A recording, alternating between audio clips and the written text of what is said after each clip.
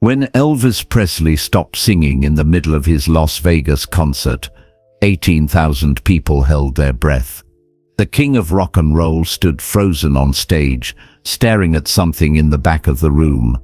His band went silent, the crowd went quiet. Everyone wondered what made Elvis stop. Far in the back row, a father held his dying 7-year-old daughter. He lifted a sign as high as he could.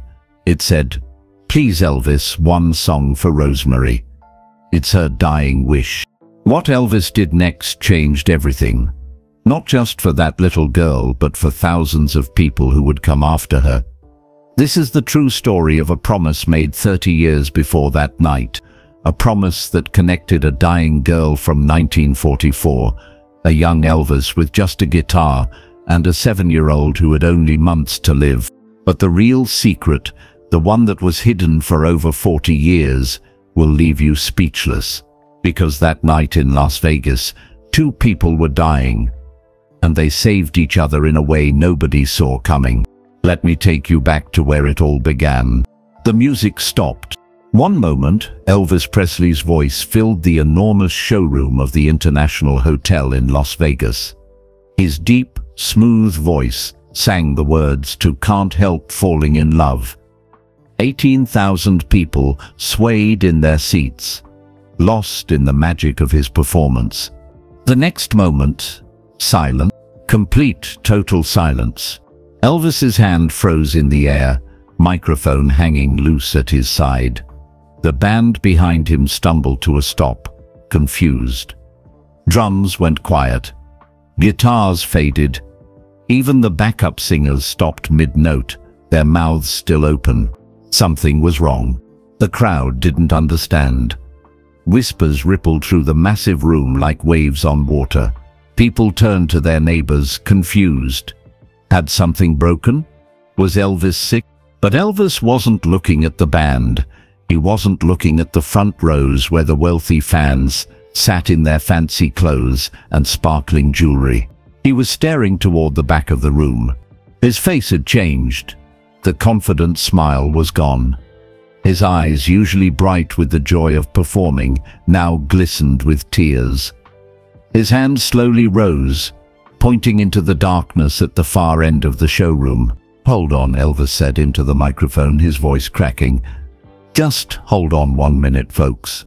Every head in the audience turned to look where Elvis was pointing. In the very last row, standing in the aisle, was a man holding a little girl. The man wore simple clothes, a worn jacket and faded jeans. His face was wet with tears. The little girl in his arms looked so small, so fragile. Her head rested against her father's shoulder. Even from the stage, people could see the clear plastic tube running to her nose. An oxygen tank hung from the man's back. In his free hand, the man held up a sign made from cardboard. The words were written in thick black marker, shaky but clear. "Please Elvis, one song for Rosemary. It's her dying wish." The crowd gasped. Some people covered their mouths. Others started crying immediately. Elvis walked to the very edge of the stage. He held his hand over his eyes, blocking the bright spotlights so he could see better. "Bring that little girl down here," Elvis commanded. His voice was soft but firm. "Security, help that family. Bring them to the stage. Now." 2 security guards rushed up the aisle. The crowd began to part, people standing and moving aside to create a path. The man carrying the little girl started walking down the long aisle toward the stage. Every step seemed to take forever. Behind him came a woman, the girl's mother, holding the hands of 2 small boys. They all walked together, a small family moving through a sea of 18,000 strangers. The showroom stayed silent. Nobody spoke. Nobody even seemed to breathe. The only sound was the quiet squeak of the man's shoes on the carpet and the soft hiss of oxygen flowing through the little girl's tube. It took 3 full minutes for them to reach the stage. 3 minutes that felt like 3 hours. When they finally arrived at the front, Elvis knelt down right there on the stage floor. His famous rhinestone jumpsuit sparkled under the lights. He reached his hands out.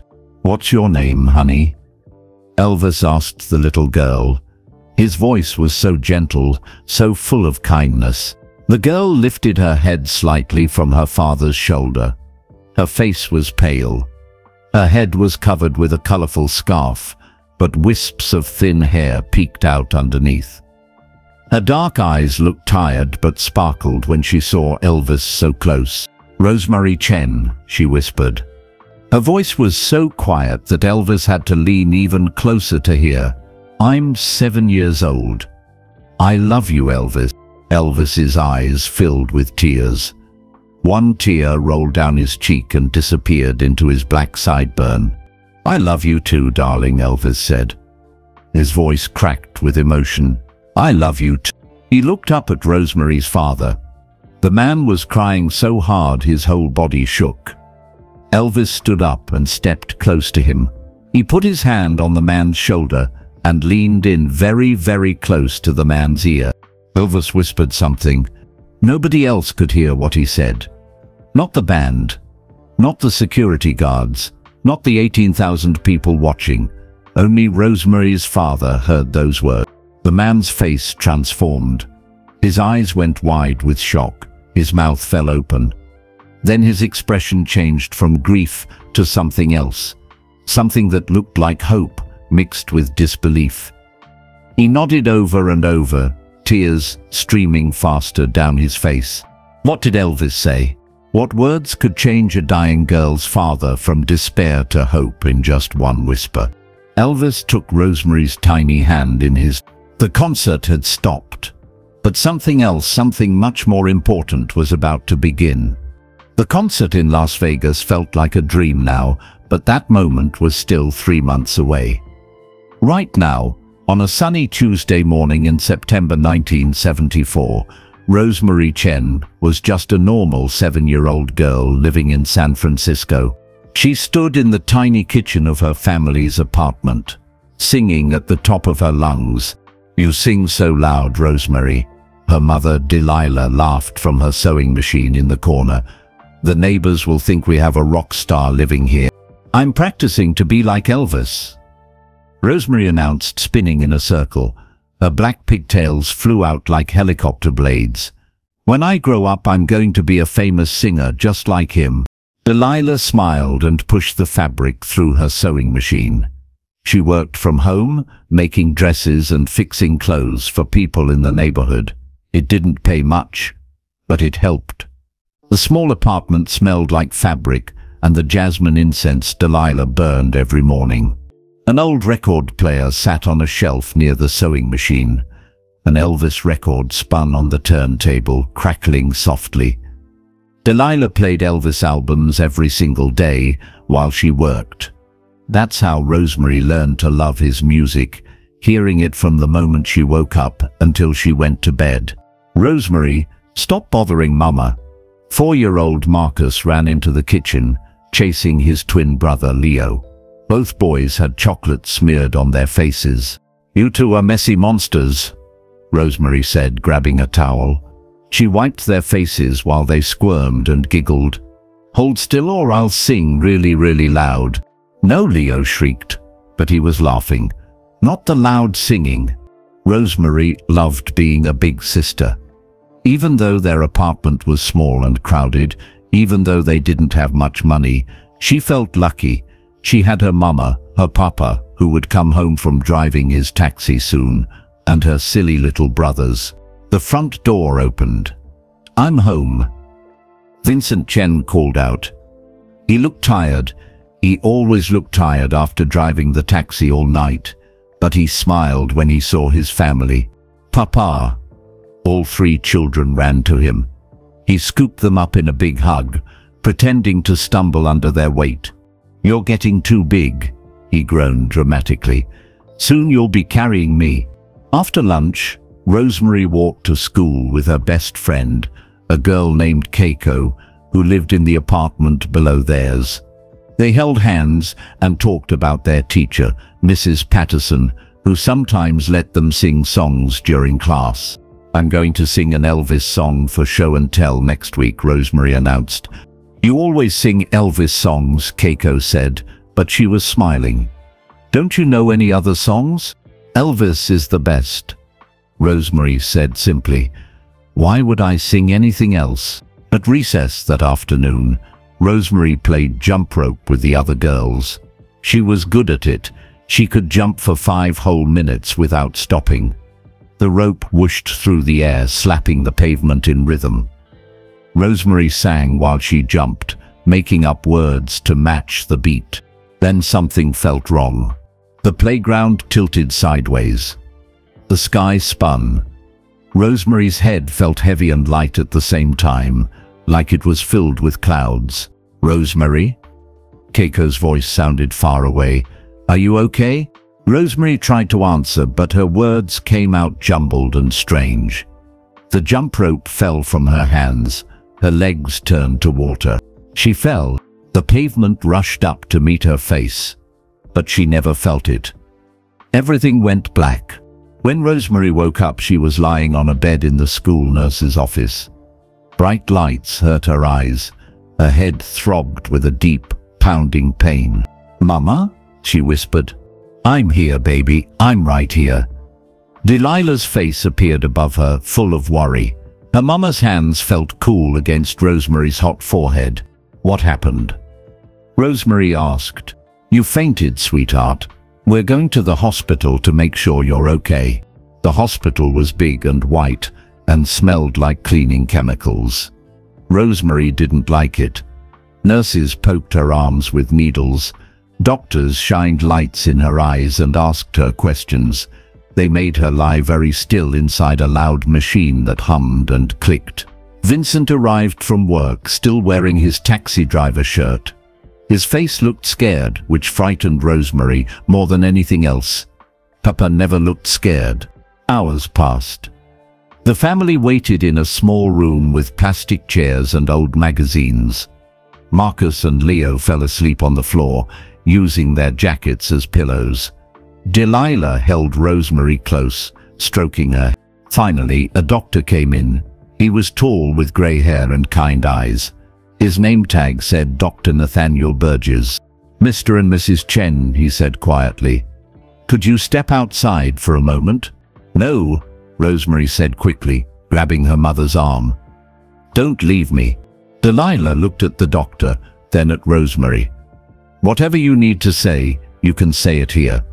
We don't keep secrets from our daughter." Dr. Burgess hesitated, then nodded. He pulled up a chair and sat down so he was at eye level with Rosemary. "Rosemary, you have something growing in your brain," he said gently. "It's called a tumor. It's like a lump that shouldn't be there." "Can you take it out?" Rosemary asked. She didn't fully understand, but she knew it was serious from the way everyone looked. Dr. Burgess glanced at her parents. Vincent had his hand over his mouth. Delilah was crying silently, tears streaming down her face. "It's very difficult to reach," Dr. Burgess said. "We can try some medicine to shrink it. But Rosemary, this is a very aggressive type of tumor. It's growing quickly." "What does that mean?" Rosemary whispered. The doctor's eyes were sad. "It means you're very, very sick, sweetheart." "Will I get better?" The silence that followed was the loudest sound Rosemary had ever heard. Dr. Burgess finally spoke, his voice barely above a whisper. "Without treatment, you have maybe 3 to 6 months. With treatment, we might extend that, but I need you to understand this is very serious." Rosemary looked at her parents. Her mama was sobbing now, her whole body shaking. Her papa had tears running down his face, dripping off his chin onto his taxi driver shirt. "Can I still sing?" Rosemary asked. It was the only question that mattered to her.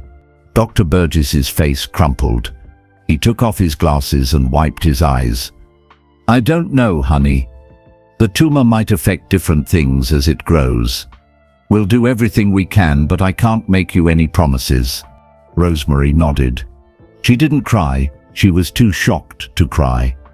Instead, she thought about Elvis, about his music, about the way singing made her feel alive and happy. If she couldn't sing, what would she be? Vincent gathered Marcus and Leo in his arms.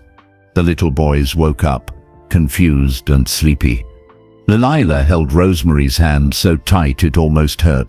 As they walked out of the hospital into the cool evening air, Rosemary looked up at the sky. Stars were starting to appear, tiny pinpricks of light in the growing darkness. She made a wish on the first star she saw. She wished she could meet Elvis Presley and hear him sing one more time before she died. The chemotherapy started 2 weeks later. Rosemary sat in a big chair in the hospital's cancer ward, a needle in her arm connected to a bag of clear liquid. The medicine dripped slowly into her veins, one drop at a time. It was supposed to fight the tumor, but it made her feel terrible. "How are you doing, sweetheart?" the nurse asked. Her name was Patricia, and she had a gentle smile. "I'm okay," Rosemary lied. Her stomach felt like it was full of angry butterflies. Everything hurt. Delilah sat beside her, holding her free hand. She brought the small portable radio from home. Elvis's voice floated softly from the tiny speaker, singing about love and hope. "Music makes everything better," Delilah whispered, kissing Rosemary's forehead. Other children sat in chairs around the room, all getting the same medicine. Some were younger than Rosemary, some were older. All of them looked tired and sick, but when they heard Elvis singing, a few of them smiled. One little boy, maybe 5 years old, started humming along. "You like Elvis?" Rosemary asked him. The boy nodded shyly. "Me too," Rosemary said. "He's the best singer in the whole world." Even though she felt awful, talking about Elvis made her happy.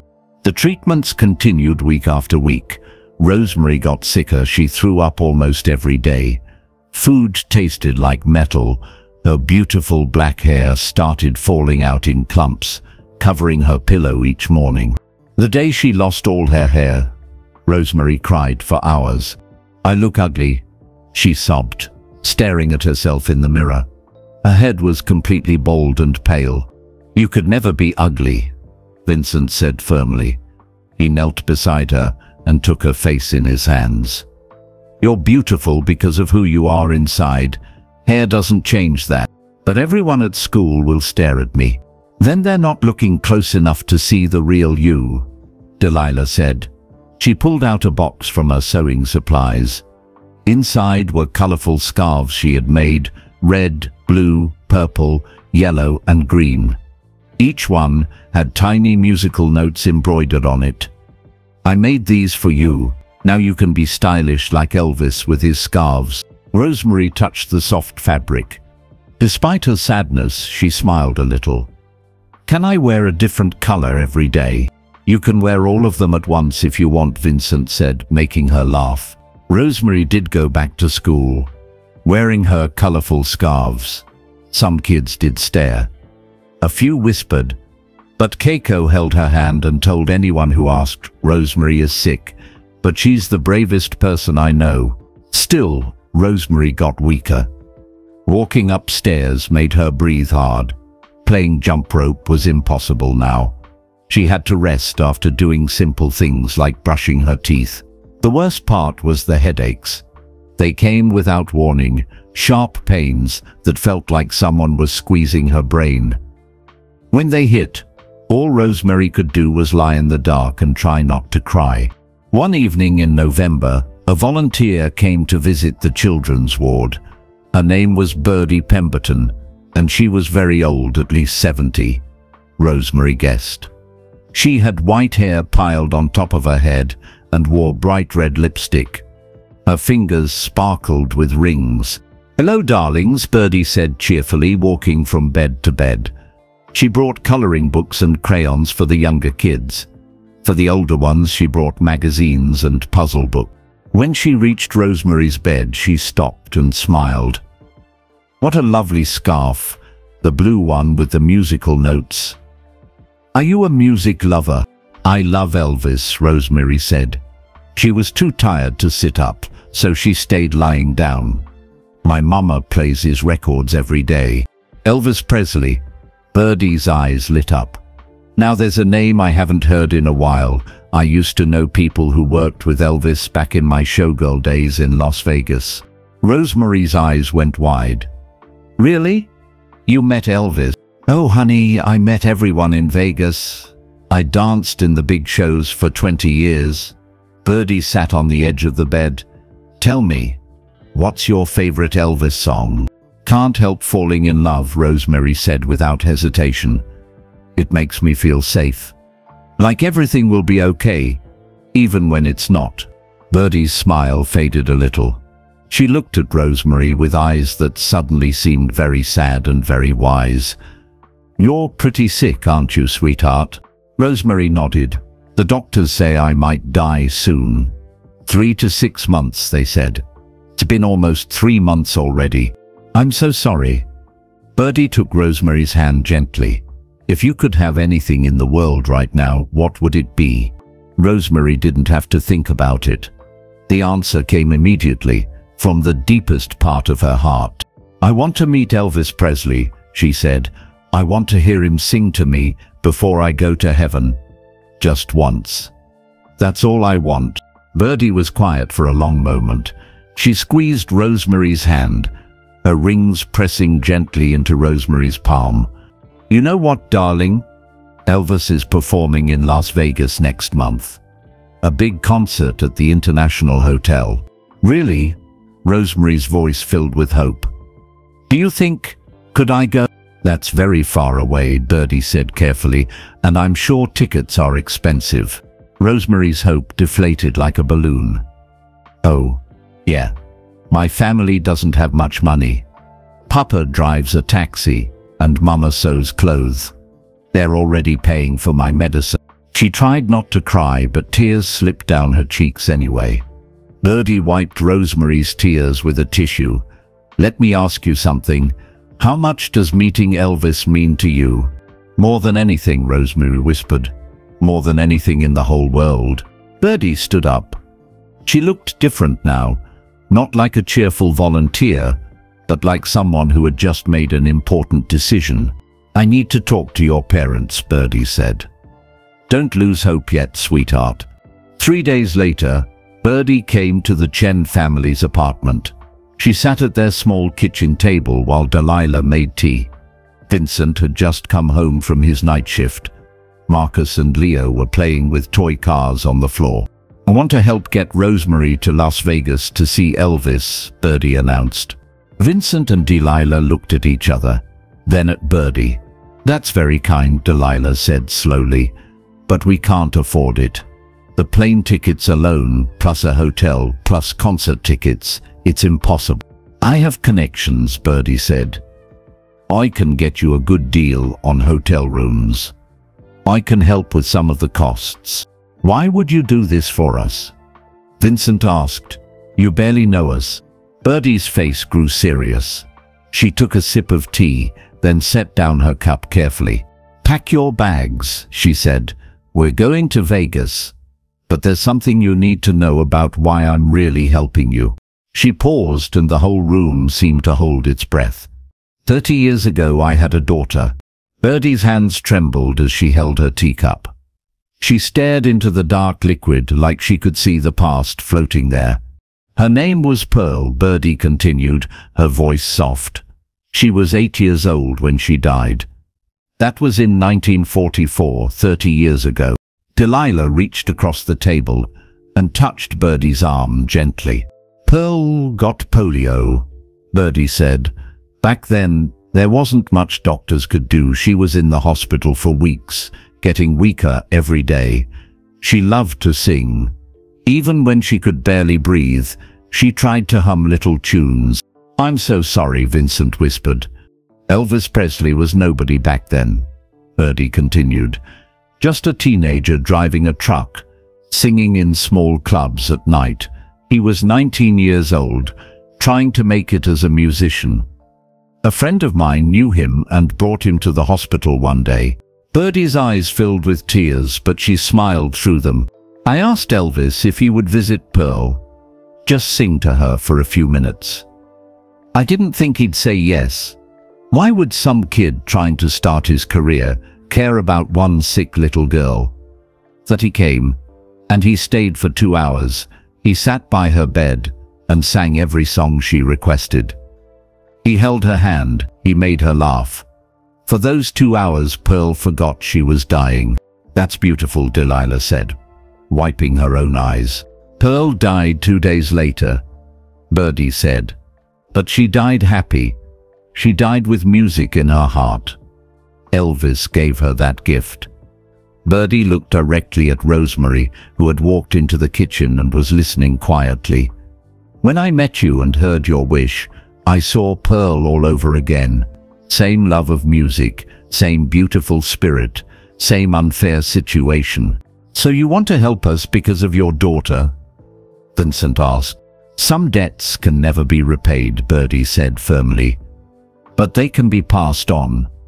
Elvis gave my daughter peace. Now I'm going to help give that same gift to Rosemary. It's what Pearl would have wanted. Rosemary walked over to Birdie and hugged her tightly. Thank you, she whispered. Birdie hugged her back, tears streaming down her wrinkled cheeks. The next week was a whirlwind of planning. Birdie made phone calls to old friends in Las Vegas. She knew hotel managers, show producers, and people who could get discounted tickets. She worked magic, arranging everything. Dr. Burgess shook his head when Vincent told him their plans. This is medically inadvisable, the doctor said. Rosemary is very weak. The travel could be dangerous. We understand, Vincent said. But this is her dying wish. If something happens, at least she'll die doing something that makes her happy. Dr. Burgess looked at Rosemary, who sat in the examination room chair looking hopeful for the first time in weeks.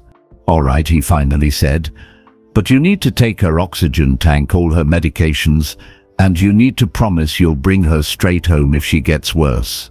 We promise, Delilah said. They left on a cold December morning. Vincent had saved money by working extra shifts. He'd hidden cash in a coffee can for months, adding a few dollars whenever he could. It wasn't much, but combined with Birdie's help, it was enough. Birdie borrowed a van from a friend. It was old and rusty, but it ran. They loaded suitcases, the oxygen tank, medications, snacks and blankets into the back. Road trip, Marcus shouted excitedly. The 4-year-old twins didn't understand why they were going. They just knew it was an adventure. The drive from San Francisco to Las Vegas would take about 9 hours. They left before sunrise so they could drive during the cooler part of the day. Rosemary sat in the back seat between her brothers, wearing her blue scarf with the musical notes. The oxygen tube sat in her nose, connected to the tank at her feet. She felt weak and nauseous, but she was smiling. We're really going to see Elvis, she said over and over. We're really going. As the van rolled down the highway, leaving the city behind, Delilah played Elvis songs on the radio. The whole family sang along, even Birdie, who had a surprisingly strong voice for such an old woman. Halfway through the trip, they stopped at a gas station in a tiny desert town. While Vincent filled the tank, Rosemary needed to use the bathroom. Delilah helped her walk inside, carrying the portable oxygen tank. A woman in the gas station stared at Rosemary, at her bald head under the scarf, at the oxygen tube, at how thin and pale she looked. What's wrong with her? The woman asked rudely. Before Delilah could answer, Rosemary spoke up. I have cancer, but I'm going to Las Vegas to see Elvis Presley. So today is a good day. The woman's face softened immediately. Elvis? Well, that is something special. I hope you have a wonderful time, sweetheart. Back in the van, they continued driving through the desert. The landscape changed from green hills to brown mountains to flat, empty sand. The sun beat down, making the air shimmer. Marcus and Leo fell asleep against Rosemary. She stayed awake, watching the desert pass by through the window, Every mile brought her closer to her dream. "Tell me more about Pearl," Rosemary asked Birdie. Birdie glanced back from the passenger seat. "What do you want to know?" "What was her favorite song?" Birdie smiled sadly. She loved singing songs from church, hymns we called them. Her favorite was about Amazing Grace. She said it made her feel like angels were holding her.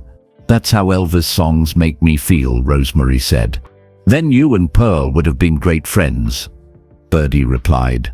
As they drove, Birdie told more stories about her daughter, about how Pearl loved strawberry ice cream, about how she wanted to be a teacher when she grew up, about how she drew pictures of flowers and gave them to all the nurses. "She sounds wonderful," Rosemary said. "She was," Birdie said. "Just like you." The sun was setting when they finally saw Las Vegas in the distance. The city rose from the desert like a jeweled crown, lights already twinkling even though it wasn't fully dark yet. "There it is," Leo shouted, waking up. "Look at all the lights." As they got closer, the lights grew brighter and brighter. Huge hotels lined the streets, their signs flashing and glowing.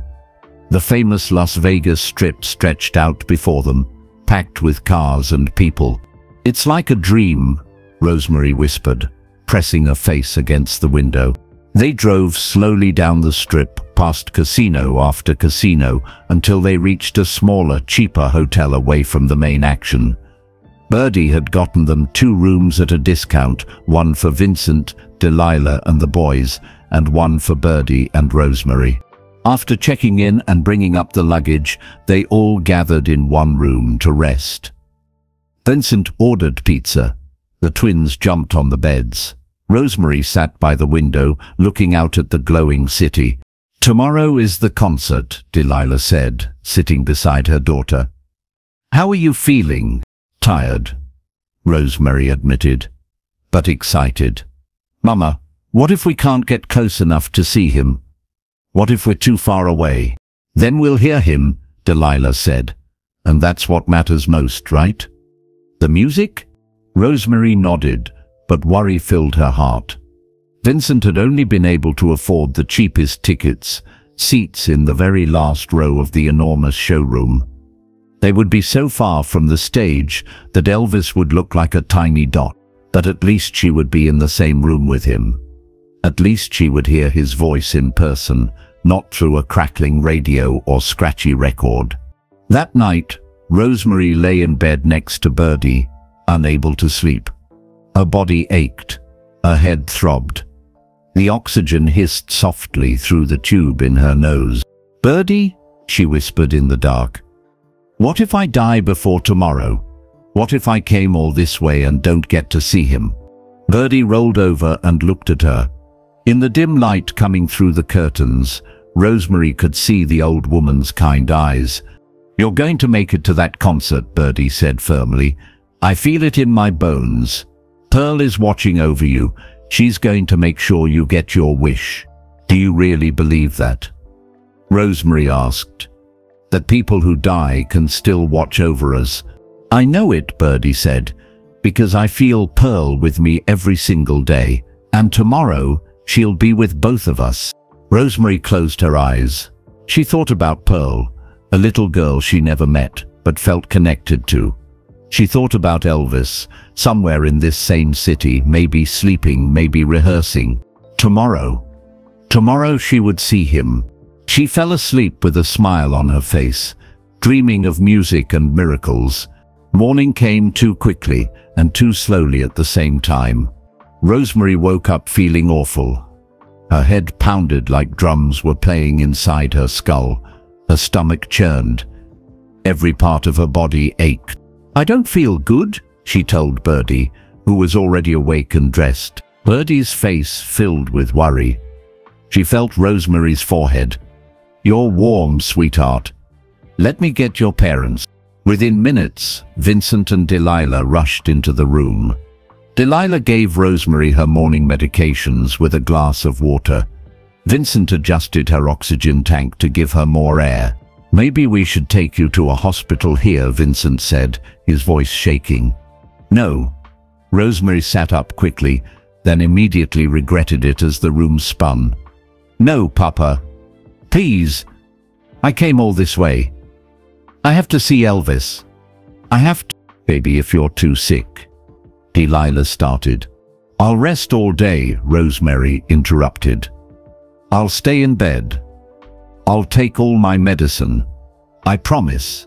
But please, please let me go to the concert tonight." Vincent and Delilah looked at each other, having a silent conversation with their eyes. "All right," Vincent finally said, "but if you get worse, we're leaving immediately." "Deal?" "Deal," Rosemary agreed. She spent the entire day resting. Birdie stayed with her while the rest of the family went to get food and walk around. Rosemary dozed on and off, trying to save her energy for the evening. In the afternoon, Delilah came back carrying a shopping bag. "I made something for you," she said, pulling out a dress. "I worked on it every night for the past 2 weeks." Rosemary gasped. The dress was beautiful, made from soft blue fabric that matched Elvis's favorite color. Tiny musical notes were embroidered all along the hem and sleeves, done in silver thread that sparkled. It must have taken Delilah hours and hours to sew each note. "Mama, it's perfect," Rosemary whispered, touching the delicate stitching. "Every girl should have something special to wear when they meet the king," Delilah said, her eyes wet with tears. At 5 o'clock they started getting ready. Delilah helped Rosemary into the blue dress. It hung loose on her thin frame, but it was still beautiful. They chose a silver scarf for her head to match the embroidered notes. Vincent put on his nicest shirt, the same one he wore when he married Delilah 10 years ago. Delilah wore a simple red dress. Even Marcus and Leo wore their Sunday clothes, though they kept trying to untuck their shirts. "We look like a fancy family," Leo announced, looking at everyone. At 6 o'clock they piled into the van and drove to the International Hotel. The building was enormous, a massive tower that seemed to touch the sky. Cars filled the parking lot. People in fancy clothes walked toward the entrance, laughing and talking excitedly. Vincent found a parking spot far from the entrance. He lifted Rosemary into his arms. She was so light now, barely heavier than when she was 4 years old. The oxygen tank hung from his back like a backpack. "Ready?" he asked her. "Ready," she said, though her voice was small and scared. They walked across the huge parking lot. Rosemary rested her head on her father's shoulder, watching all the people. Women wore sparkly dresses and high heels. Men wore suits. Everyone looked rich and important. "We don't belong here," Rosemary whispered to her father. "You belong anywhere there's music," Vincent whispered back. "Don't let anyone make you feel small." The lobby of the International Hotel took Rosemary's breath away. Crystal chandeliers hung from the ceiling, throwing rainbow light everywhere. Marble floors gleamed. Gold decorations covered the walls. It was the fanciest place Rosemary had ever seen. They followed signs to the showroom. A man in a uniform checked their tickets. "Section Z, last row," he said, pointing. "All the way at the back." The showroom was the biggest room Rosemary had ever been in. Rows and rows of red velvet seats stretched from the stage all the way to the back wall. 18,000 seats, the sign said. 18,000 people would watch Elvis tonight. They walked down the aisle past the expensive seats near the stage where well-dressed people were already sitting. They walked past the middle section where more people chatted and laughed. They kept walking and walking until they reached the very last row. Section Z. The seats furthest from the stage. Vincent carefully set Rosemary down in her seat. From here, the stage looked impossibly far away. The performers would look like tiny action figures. Rosemary's heart sank. "I can barely see," she said, trying not to cry. "We'll hear him though," Delilah said encouragingly. "And that's something, right?" Rosemary nodded, but disappointment weighed heavy in her chest. She had come all this way, and Elvis would just be a tiny speck in the distance. More and more people filled the showroom. The noise grew louder, thousands of conversations mixing together like waves crashing. Excitement filled the air. People smiled and pointed at the stage. Marcus and Leo fidgeted in their seats, kicking their legs and asking when Elvis would come out. Birdie sat quietly, her hands folded in her lap, watching Rosemary with sad, knowing eyes. At 7:30, the lights dimmed. The crowd roared. Rosemary's heart began to race. Music started, the band warming up on stage. Then suddenly backup singers appeared, wearing matching outfits. The drums kicked in, loud and powerful. The whole room seemed to vibrate with sound. And then, there he was. Elvis Presley walked onto the stage. Even from far away, Rosemary could see him. He wore a white jumpsuit covered in rhinestones that caught the spotlight and sparkled like 1,000 stars. His black hair gleamed. His movements were smooth and confident. The crowd went absolutely crazy. People screamed. They clapped. Some women cried. The noise was deafening. Elvis picked up his microphone and began to sing. His voice, that famous, beautiful voice, filled the enormous room. It wrapped around Rosemary like a warm blanket. Even though she couldn't see his face clearly, she could hear every word, every note, every breath. Tears streamed down her cheeks. Not sad tears, happy tears, grateful tears. "I'm really here," she whispered. "I'm really hearing Elvis sing." The concert continued. Elvis performed song after song, moving across the stage with energy and grace. He talked to the audience between numbers, his voice charming and funny. People laughed at his jokes. They sang along with the songs everyone knew. Rosemary tried to sing too, but her voice was too weak. She could barely whisper the words. Still, she mouthed every lyric, her lips moving silently. But then, about halfway through the concert, something changed. Rosemary's breathing became difficult. The oxygen wasn't enough. Her chest felt tight, like someone was sitting on it. The room started to spin. "Mama," she gasped. "I can't breathe right." Delilah's face went white with panic. She grabbed Vincent's arm. "Something's wrong." Vincent checked the oxygen tank. It was working fine, but Rosemary was struggling. Her lips were turning slightly blue. Her eyes looked unfocused. "We need to get her out of here," Vincent said. "Get her some air. Maybe take her to the hospital." "No," Rosemary wheezed. "Please, not yet." But Vincent knew they might have to leave. His daughter was getting worse. He couldn't let her die just to finish watching a concert. He looked at the stage where Elvis was introducing his next song. He looked at Rosemary, struggling to breathe, her dream slipping away. Vincent made a decision. He had brought something with him, a sign he'd made in the hotel room that morning. He'd used cardboard from a box and a thick black marker. He wasn't sure if he would have the courage to use it. It seemed crazy, impossible. But looking at his dying daughter, Vincent knew he had to try. He pulled out the sign and held it up as high as he could. His arms shook. His heart pounded. The sign read, "Please Elvis, one song for Rosemary. It's her dying wish." Most people around them didn't notice. The sign was just one small piece of cardboard in a sea of 18,000 people. But then Vincent did something desperate. He stood up. He lifted Rosemary onto his shoulders despite her oxygen tank, despite her weakness. He held the sign high. "Please," he shouted, though his voice was lost in the noise. "Please see us." Rosemary's head lolled against her father's. Her breathing was shallow and raspy.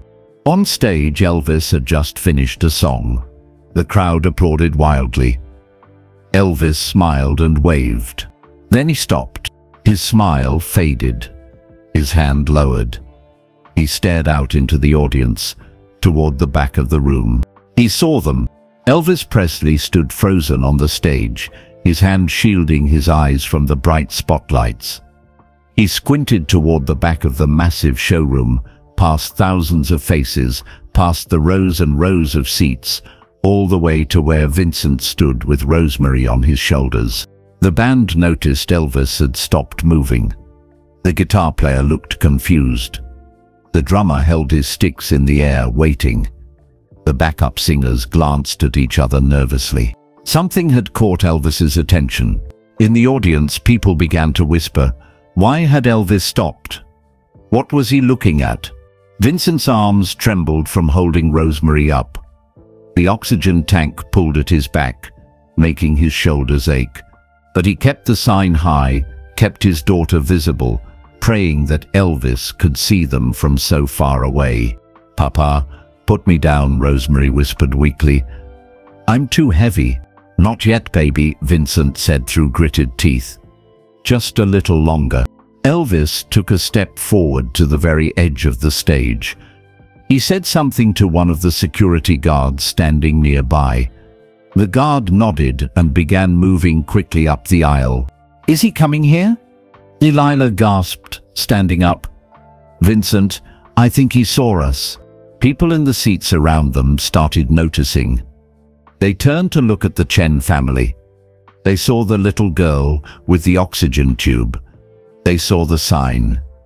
They saw Vincent's desperate face. "Oh my God," a woman in front of them said, covering her mouth. "That poor child." But then the security guard walked right past them, heading toward a different section. Vincent's heart sank like a stone. Elvis hadn't seen them after all.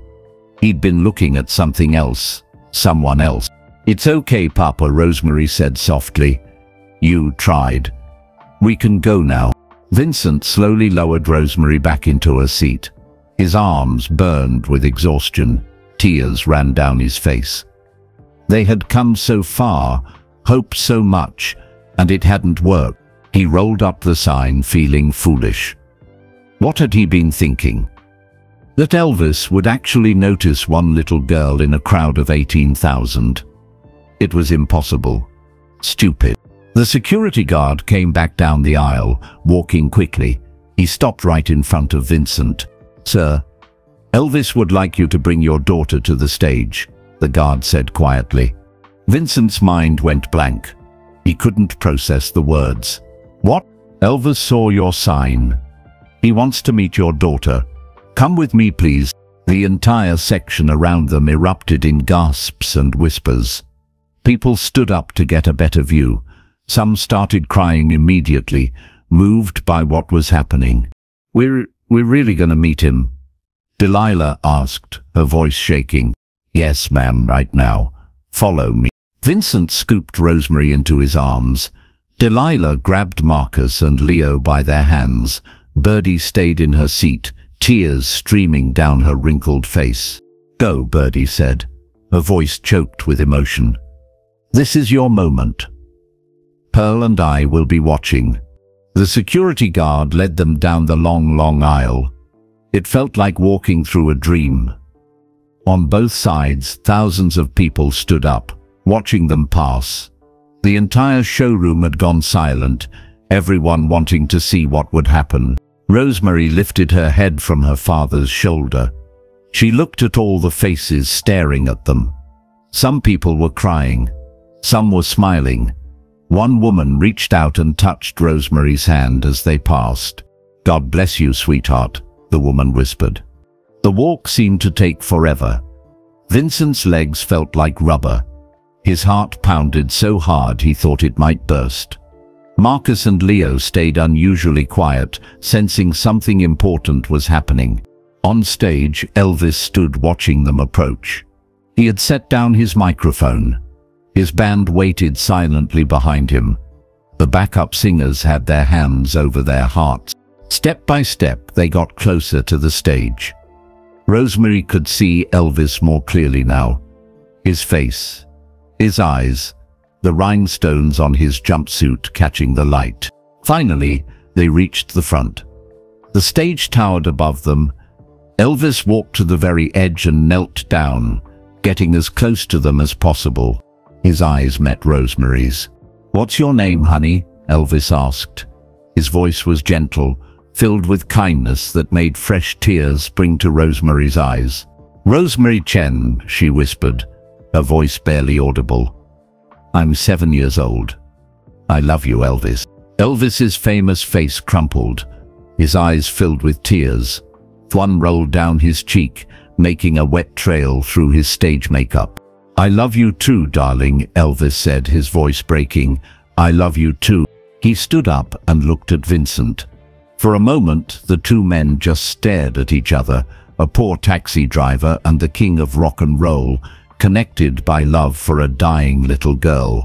Elvis stepped close to Vincent and leaned in so their faces were inches apart. He whispered something directly into Vincent's ear. No one else could hear. Not Delilah, not the twins, not the band, not the 18,000 people watching with held breath.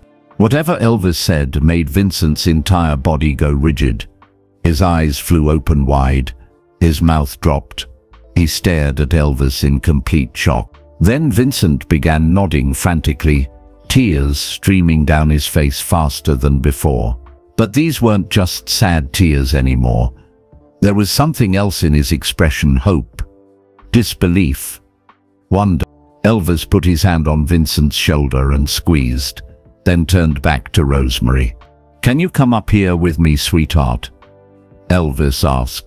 Security guards rushed forward with a small set of stairs. Vincent carried Rosemary carefully up to the stage. Standing there looking out at the massive crowd was overwhelming. 18,000 faces stared back at them. Rosemary felt dizzy.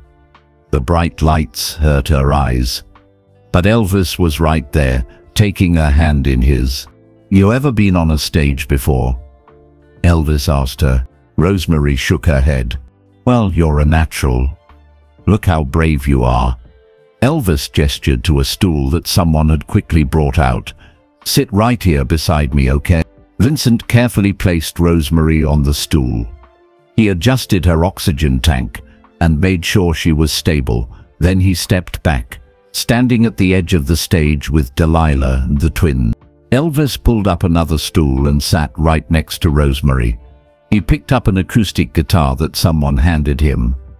The electric energy of the concert had transformed into something quieter, more intimate.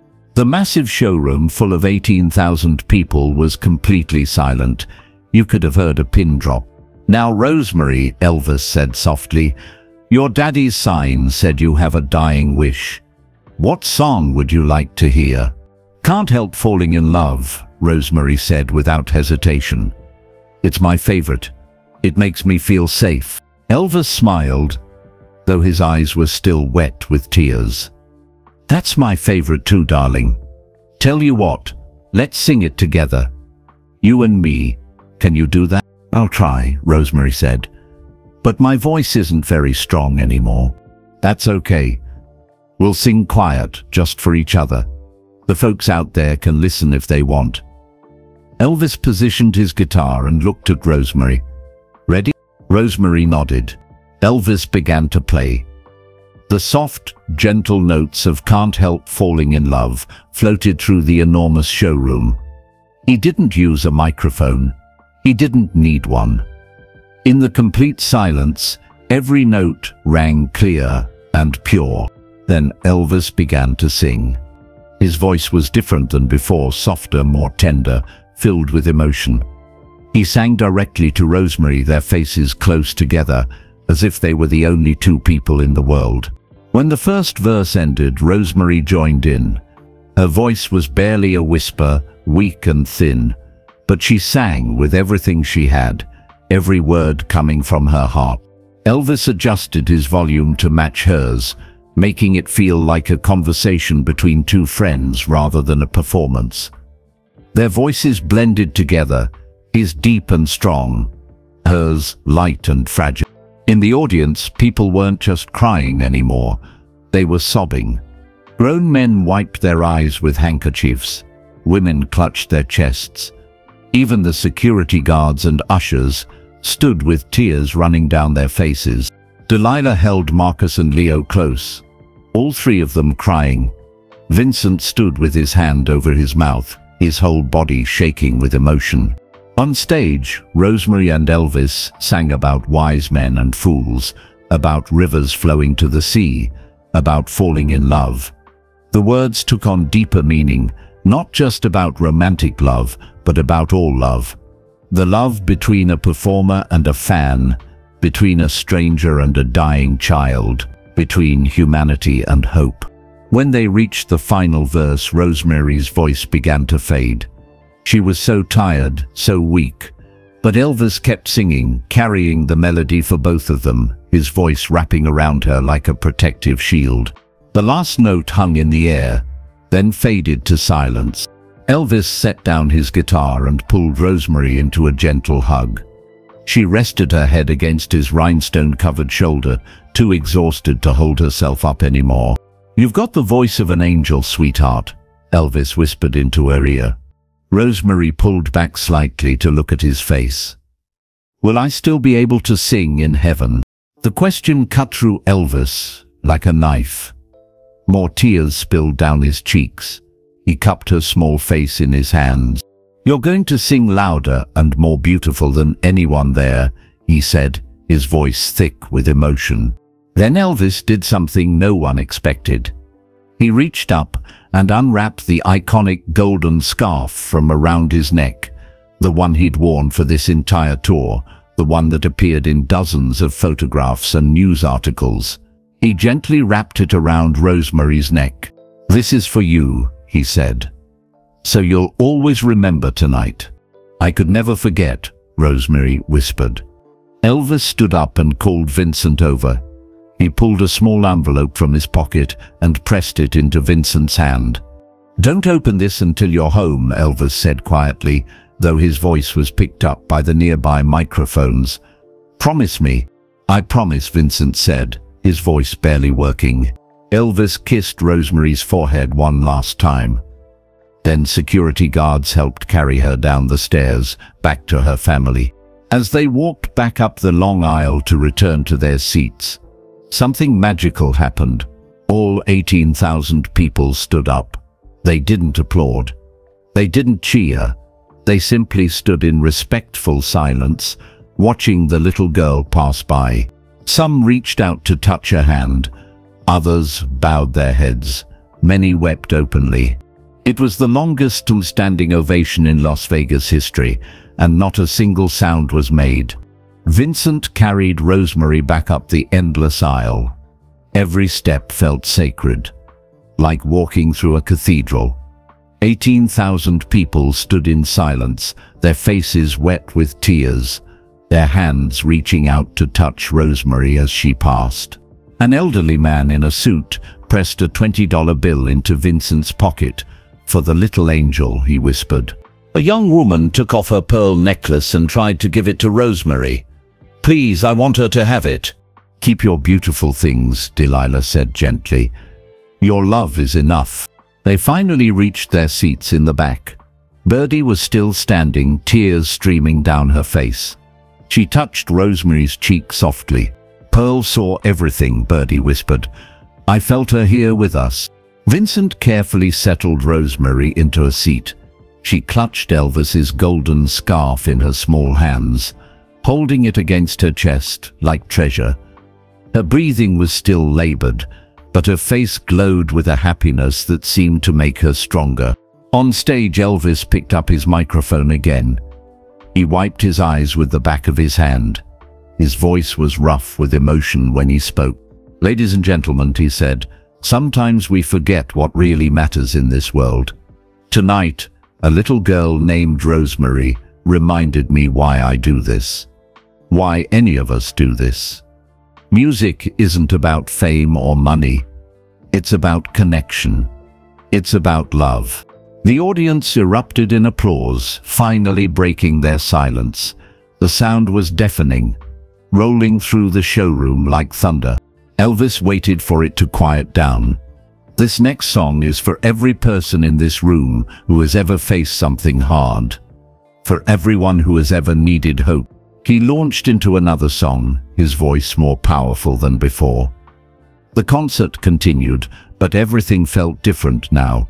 The energy had shifted from entertainment to something deeper, something spiritual. Rosemary watched from the back row, too weak to sing along anymore, but her eyes never left the stage.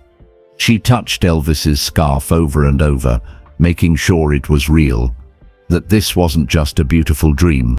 Marcus and Leo had fallen asleep, curled up in their seats. The excitement and emotion had exhausted them. "How are you feeling, baby?" Delilah asked Rosemary quietly. "Happy, Mama," Rosemary whispered. So happy. "Even if I die tonight, I'll die happy." "Don't talk like that," Delilah said, though her voice broke. Vincent held the small envelope Elvis had given him. He turned it over in his hands, feeling something inside, papers, maybe a card. What could Elvis possibly have put in there? He wanted desperately to open it, but he'd made a promise. The concert lasted another hour. Elvis performed with renewed energy, as if Rosemary had reminded him of his purpose. He smiled more genuinely. He moved across the stage with joy instead of routine. The audience felt it too. They cheered louder, sang along with more enthusiasm. When the final song ended and Elvis left the stage, the crowd gave him a standing ovation that lasted 10 full minutes. People whistled and screamed and called for more. But Elvis didn't come back for an encore. Backstage, he had collapsed into a chair, emotionally drained. His manager, Colonel Parker, tried to talk to him about the next show, about schedules and money, but Elvis waved him away. "Not tonight," Elvis said firmly. Tonight was about something more important than business. Back in the showroom, the Chen family slowly made their way out with a massive crowd. People recognized them, the family who had been brought on stage. Strangers stopped them to hug Rosemary, to tell her how brave she was, to give Vincent and Delilah their blessings. "That was the most beautiful thing I've ever seen," one man said, shaking Vincent's hand. "Your daughter touched everyone's hearts," a woman told Delilah. It took almost an hour to get through the crowd and back to the parking lot. By the time they reached the van, Rosemary had fallen asleep in her father's arms, Elvis's golden scarf still clutched tightly in her hands. They drove back to the hotel in silence. No one knew what to say. How do you find words for something so profound, so miraculous? In the hotel room, Vincent laid Rosemary on the bed.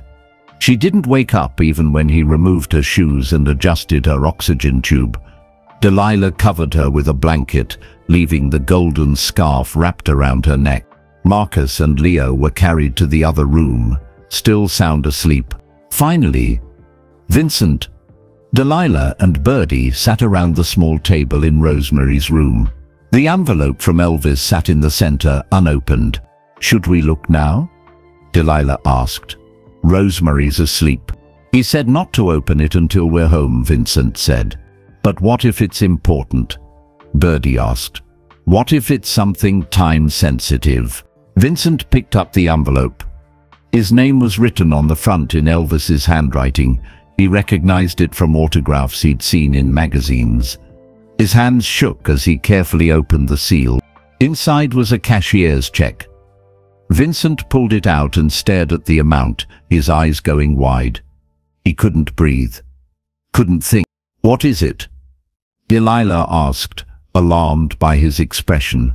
Vincent showed her the check, $50,000. Delilah's hand flew to her mouth. She made a sound like a sob and a gasp, mixed together. There was also a letter, handwritten on hotel stationery. Vincent unfolded it with trembling fingers and began to read aloud. "Dear Vincent and Delilah, this is for Rosemary's medical care, whatever she needs. I know about experimental treatments. I know about hope. I'm making some calls tonight to doctors I know at Johns Hopkins Hospital in Maryland. There's a new treatment being tested for the kind of tumor Rosemary has. It's risky, but it's a chance. I want you to take this money and get your daughter that chance. Don't think about paying me back. Don't worry about owing me anything. This is a gift from one father's heart to another. Here's what I whispered to you, Vincent, when we were on that stage. I'll write it down so you can read it whenever you need strength. Your daughter is a fighter. She's got a song still left in her. Don't give up on her. Don't let her give up on herself. I've seen a lot of things in my life, met a lot of people. But tonight, Rosemary reminded me what courage really looks like. She sang with me even though she could barely breathe. That's not giving up. That's fighting with everything you have. So fight for her. Fight with this money. Fight with love. Fight with every moment you have left together, whether that's weeks or years. I believe in miracles. Tonight proved they exist. Now go find another one. All my love, Elvis Presley. Vincent's voice broke on the last words. He set the letter down and put his face in his hands, his body shaking with sobs. Delilah was crying so hard she couldn't speak. She held Vincent tight, both of them clinging to each other. Birdie wiped her eyes with a tissue. I told you, she said softly. I told you some debts get passed on. Elvis never forgot what it meant when someone showed kindness to a dying child. He's been paying it forward all these years. $50,000, Vincent whispered. That's more money than I'll make in 10 years driving a taxi. Maybe 20 years. It's more than money, Delilah said. It's hope. It's a chance. It's everything. They sat in silence for a long time, processing what had happened. Outside the hotel window, Las Vegas glittered and glowed, full of people gambling and drinking and celebrating. But in this small room, something much more valuable had been given, the gift of possibility. Vincent finally stood up and walked to Rosemary's bedside. She slept peacefully, a thin chest rising and falling with each breath, the golden scarf still wrapped around her neck. You hear that, baby girl? Vincent whispered. Elvis believes in you. And if the king of rock and roll believes in you, then I believe in you too. We're going to fight. We're going to find that treatment, and we're going to beat this thing. Rosemary didn't wake up, but in her sleep a small smile appeared on her lips. The next morning they checked out of the hotel early. The drive back to San Francisco felt different than the drive to Las Vegas. Hope rode with them now, sitting like an invisible passenger in the van. Rosemary woke up feeling slightly better, as if meeting Elvis had given her body new strength.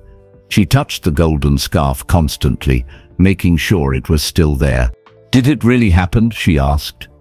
Did I really sing with Elvis? It really happened, Delilah assured her, and he gave us something else too. Something that might help you get better. They told her about the money, about the treatment, about Johns Hopkins Hospital. Rosemary listened quietly, her eyes wide. Elvis thinks I can beat this, she asked. Elvis knows you can beat this, Vincent said firmly, and so do we. When they got home to San Francisco 3 days later, there was a message waiting on their answering machine. It was from Dr. Burgess. Mr. Chen, please call me immediately, the doctor's voice said. I received a very interesting phone call from Elvis Presley's personal physician. We need to discuss your daughter's treatment options right away.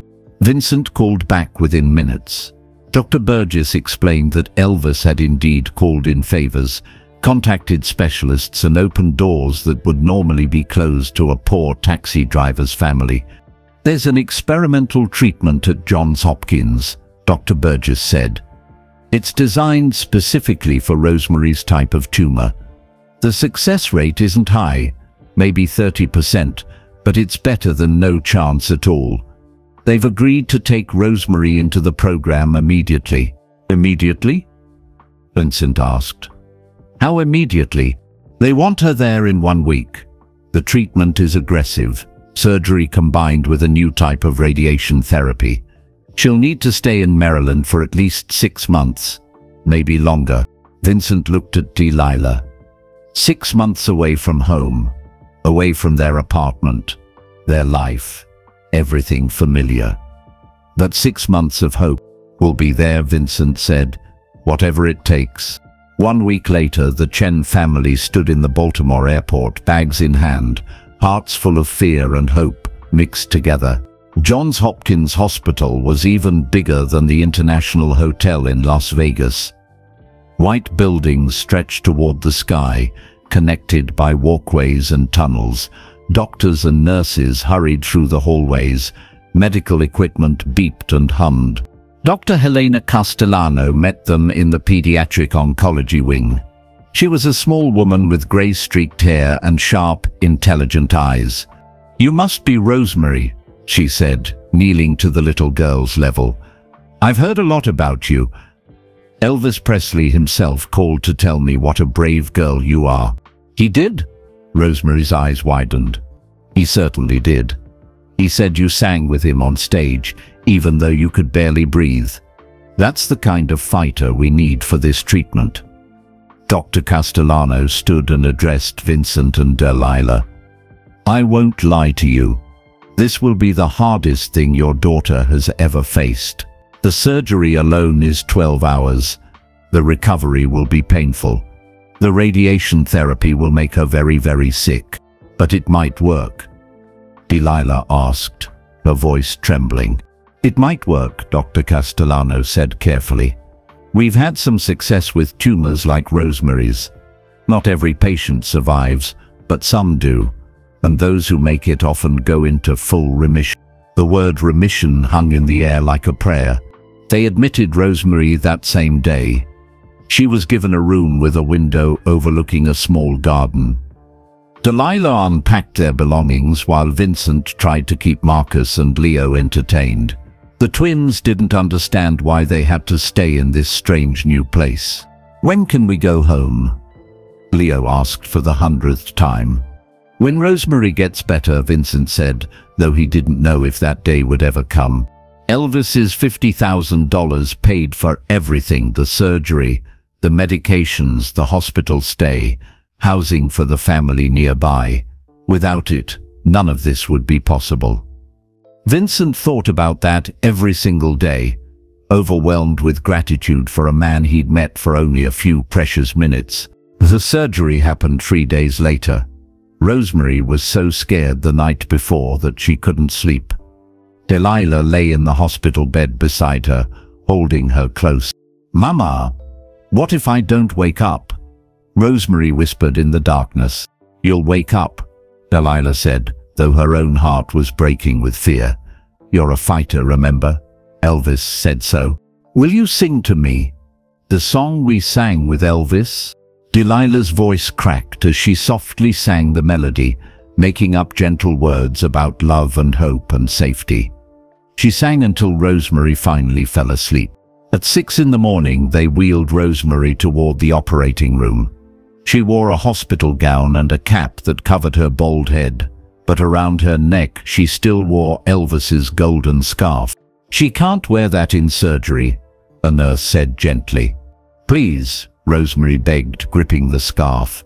"It's my lucky scarf. Elvis gave it to me." The nurse looked at Dr. Castellano, who thought for a moment, then nodded. "She can keep it until she's asleep. We'll give it back the moment she wakes up." That small kindness meant everything.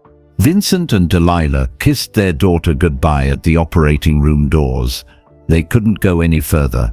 Rosemary's small hand waved at them as the doors swung closed. Then came the waiting. 12 hours, Dr. Castellano had said. 12 hours of not knowing if their daughter would live or die. Vincent paced the waiting room floor until Delilah made him sit down. Marcus and Leo played with toys that the hospital provided. Other families waited too, all of them locked in their own private nightmares. At hour 4, a nurse came out with an update. "Surgery is progressing well.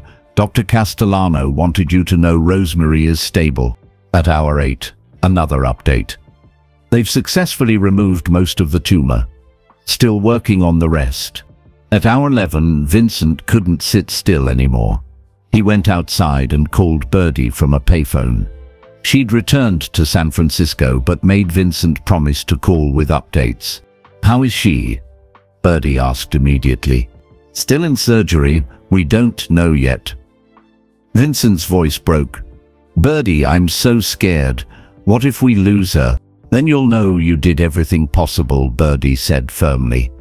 "You gave her the gift of trying. That's all any parent can do. But Vincent, I have a feeling deep in my uns that Rosemary is going to make it. Pearl is watching over her. I know it." Vincent wanted to believe that. He needed to believe it. At hour 12, Dr. Castellano finally emerged from the operating room. She pulled off her surgical cap, her face exhausted but smiling. "We got it all," she said. "Every bit of the tumor we could safely reach. Rosemary did beautifully. She's stronger than many adults I've operated on." Delilah collapsed into Vincent's arms, sobbing with relief. "Can we see her?" Vincent asked. "She's in recovery. Give her about an hour to wake up. Then you can go in." That hour felt longer than the entire 12-hour surgery. When they finally entered the recovery room, Rosemary looked so small in the big hospital bed. Her head was wrapped in bandages. Tubes and wires connected her to machines, but her chest rose and fell steadily. She was alive. A nurse had placed Elvis's golden scarf on the table beside her bed, just as promised. "Rosemary?" Delilah whispered, taking her daughter's hand.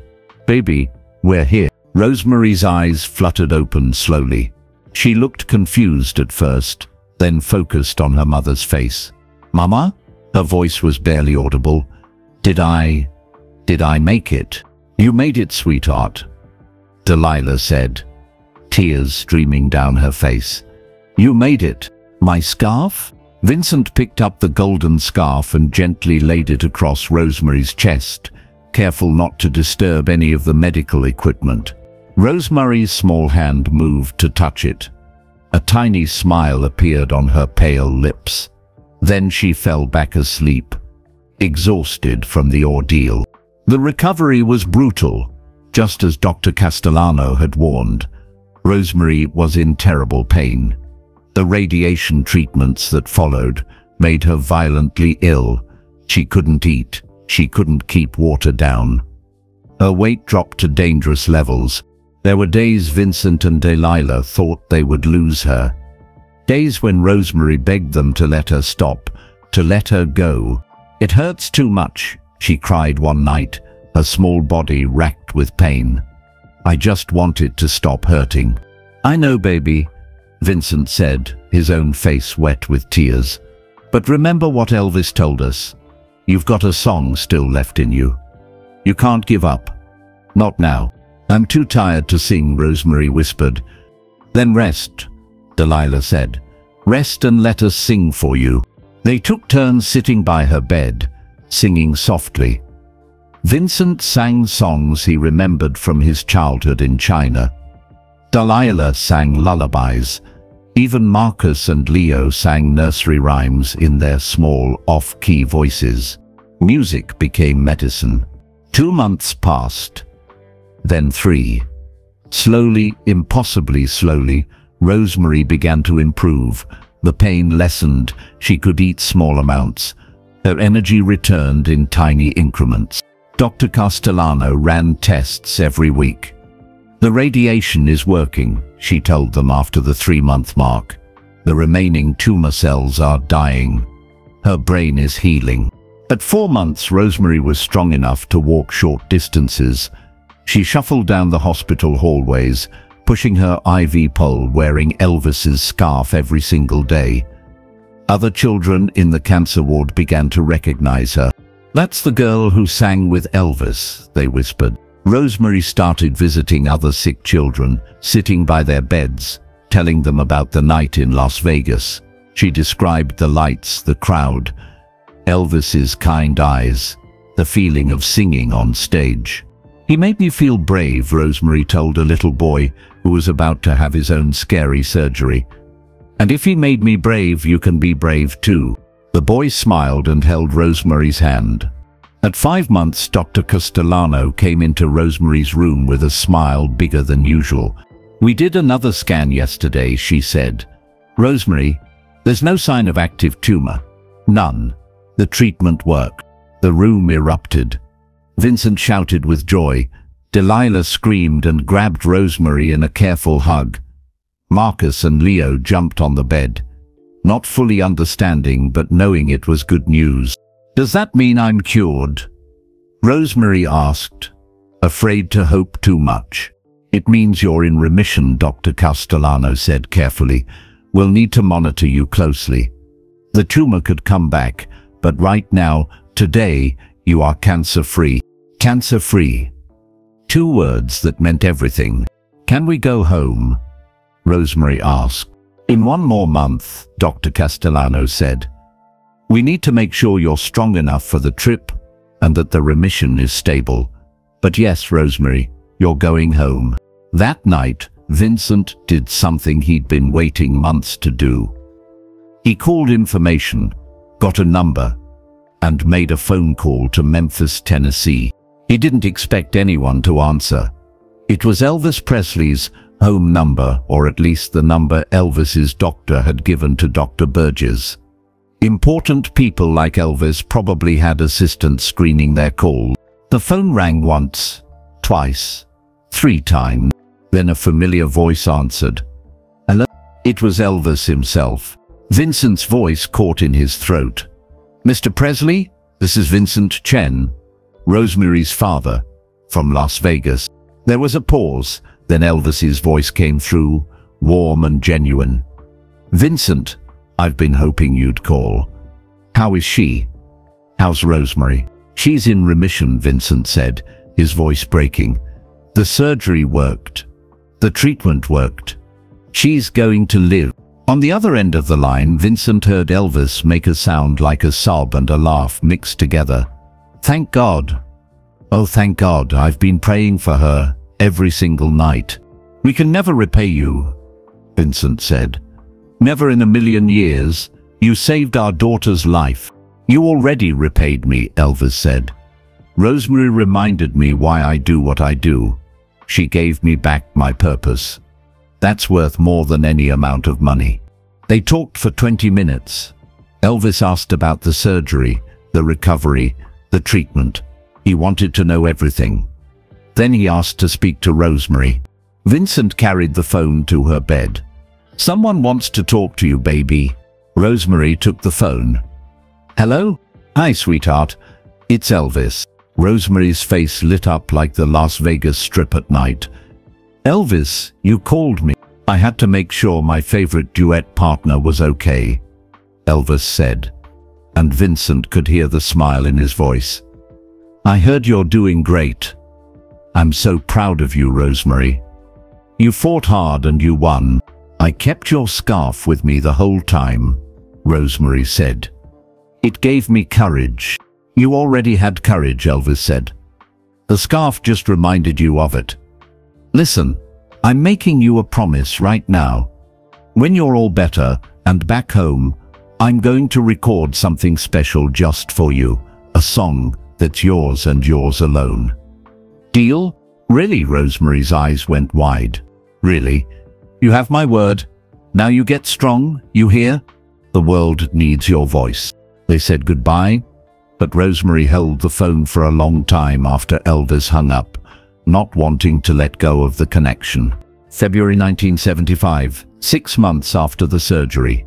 6 months after Vegas. 6 months after everything changed. The Chen family's apartment in San Francisco looked exactly the same as when they'd left. The same worn furniture, the same tiny kitchen, the same smell of fabric and jasmine incense. But everything felt different. Vincent sat at the kitchen table, reading the morning newspaper. His taxi driver's cap hung on the hook by the door, ready for his afternoon shift. Delilah worked at her sewing machine in the corner, humming softly as she repaired a dress for a neighbor. Marcus and Leo played with toy cars on the floor, making engine noises and crashing them into each other. They'd grown taller in the past 6 months, their faces losing some of their baby roundness. The record player sat silent on its shelf.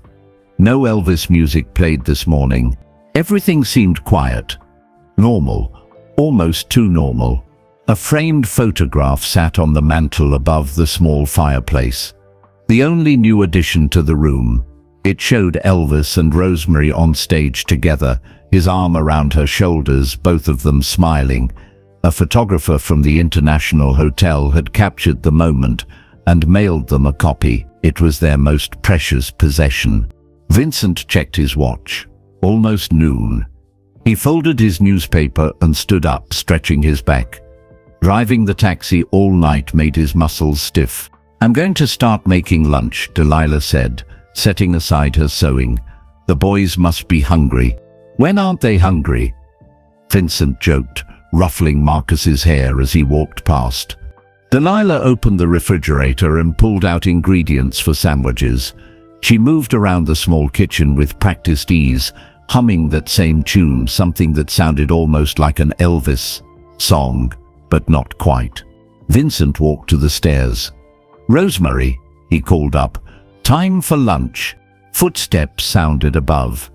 A door opened, and then she appeared at the top of the stairs. Rosemary Chen, now 8 years old. Her hair had grown back, soft black curls that framed her face like a halo. The curls were new, before the chemotherapy. Her hair had been straight. The treatment had changed it somehow, giving her these gentle waves that bounced when she moved. She wore jeans and a sweater. Around her neck, as always, was Elvis's golden scarf. She never took it off, except to bathe. It had become part of her, like a second skin. Her cheeks had color now, pink and healthy. Her eyes sparkled with life. She'd gained back some of the weight she'd lost, though she was still thin. But she was here. She was alive. She was real. "Coming, Papa," Rosemary called, running down the stairs with energy that would have been impossible 6 months ago. She bounded into the kitchen and immediately started helping her mother set the table. Marcus and Leo abandoned their toys and climbed into their chairs, ready to eat. The family sat together, passing sandwiches and fruit, talking about ordinary things. Vincent's passengers from last night, Delilah's sewing projects. The twins planned to build a fort out of blankets. "How are you feeling today, Rosemary?" Vincent asked, as he did every single day. He would probably ask that question every day for the rest of his life. "Good," Rosemary said, taking a bite of her sandwich. "Really good, Papa. My head doesn't hurt at all." She'd been back in San Francisco for 3 weeks now. Every day, Vincent and Delilah watched her carefully, terrified of seeing signs that the tumor was returning. Every headache made their hearts stop. Every time she looked tired, they worried. But Dr. Burgess had examined her just yesterday. "She looks wonderful," he'd said, reviewing the latest scans. "The remission is holding strong." "I'm cautiously optimistic." Cautiously optimistic. It wasn't a guarantee, but it was hope. After lunch, Marcus tugged on Rosemary's sleeve. "Will you play with us?" "What do you want to play?" Rosemary asked. "Sing to us," Leo said. "Sing like Elvis." Rosemary laughed. "You just want me to sing?" "That's not really a game." "Please," both twins begged in unison. Rosemary looked at her parents. Delilah nodded encouragingly. They hadn't pushed Rosemary to sing since she'd come home. They wanted her to do it when she was ready. If she was... "Okay," Rosemary said, "but you have to sing with me." She stood in the middle of the small living room. Marcus and Leo sat at her feet like an audience. Vincent and Delilah stopped what they were doing to watch. Rosemary closed her eyes, took a deep breath, and began to sing. Her voice was different than before. Stronger somehow, despite everything she'd been through. Fuller. More confident. She sang a song about love and hope. Not an Elvis song exactly, but something that reminded everyone of that night in Las Vegas. Vincent felt tears prick his eyes. His daughter was singing again. Really singing with power and joy and life. When she finished, Marcus and Leo clapped enthusiastically. Delilah wiped her eyes with her apron. "That was beautiful, baby," Vincent said, his voice thick. "It felt good," Rosemary said, surprised. "I thought maybe I'd forgotten how. But it's still there. The music is still inside me." A knock at the door interrupted the moment. Vincent opened it to find their mail carrier, Mr. Jacobs, holding a large package. "Special delivery for Rosemary Chen," Mr. Jacobs said with a knowing smile. "This one came all the way from Memphis, Tennessee." Vincent's hands trembled as he took the package. Memphis. That meant Elvis. "What is it, Papa?" Rosemary asked, rushing over. "Let's find out," Vincent said. The whole family gathered around as Vincent carefully cut the tape and opened the box. Inside was a record player, much nicer than their old one, and a vinyl record in a plain white sleeve. Vincent pulled out the record. A handwritten label was stuck to the center, "For Rosemary, with love." Rosemary gasped. "He made me a record? Elvis made me a record?" There was also a letter. Vincent opened it with shaking hands and read aloud. "Dear Rosemary and family, I heard the wonderful news that you're in remission and back home. I've been so happy I could barely sleep. I told you I'd make you something special, and I keep my promises. This is a private recording just for you. Nobody else in the world has this song. I wrote it myself, and I recorded it in my home studio last week. It's called Rosemary's Song. Keep fighting, little angel. Keep singing. The world is better with you in. All my love, Elvis." Delilah was crying before Vincent even finished reading. Marcus and Leo looked confused but excited. Rosemary stared at the record like it was made of gold. "Can we play it?" she whispered. "Can we play it right now?" Vincent carefully removed their old record player and set up the new one Elvis had sent. His hands shook as he placed the vinyl on the turntable. He lowered the needle. For a moment, there was only the soft crackle of the record spinning. Then Elvis's voice filled their small apartment. It was different from his usual recordings, more intimate, more personal. He wasn't performing for thousands. He was singing for one little girl. The song told a story about a girl who fought darkness with music, who reminded a king why he wore his crown, who taught the world about courage. The melody was gentle and beautiful, rising and falling like waves on the ocean. Elvis sang about hope in the face of fear, about strength in small bodies, about how one voice can change everything. His voice carried all the emotion from that night in Las Vegas, the tears, the love, the connection. The family stood frozen, listening. Tears streamed down every face except the twins, who didn't fully understand but knew something important was happening. When the song reached its final verse, Elvis's voice softened even more. He sang about angels watching over, about songs that never end, about a little girl whose light would shine forever. The last note faded into silence. Nobody moved. Nobody spoke. Finally, Rosemary walked to the record player and gently lifted the needle. She carefully returned it to the beginning and played the song again, and again, and again. Each time, she discovered something new in the lyrics, some hidden meaning that Elvis had woven into the melody just for her. On the fourth playing, Rosemary began singing along. By the 10th playing, she knew every word by heart. That evening, after the twins had been put to bed, after Delilah had gone to take a bath, Vincent and Rosemary sat together on the couch. The record played softly in the background. They'd listened to it at least 20 times by now.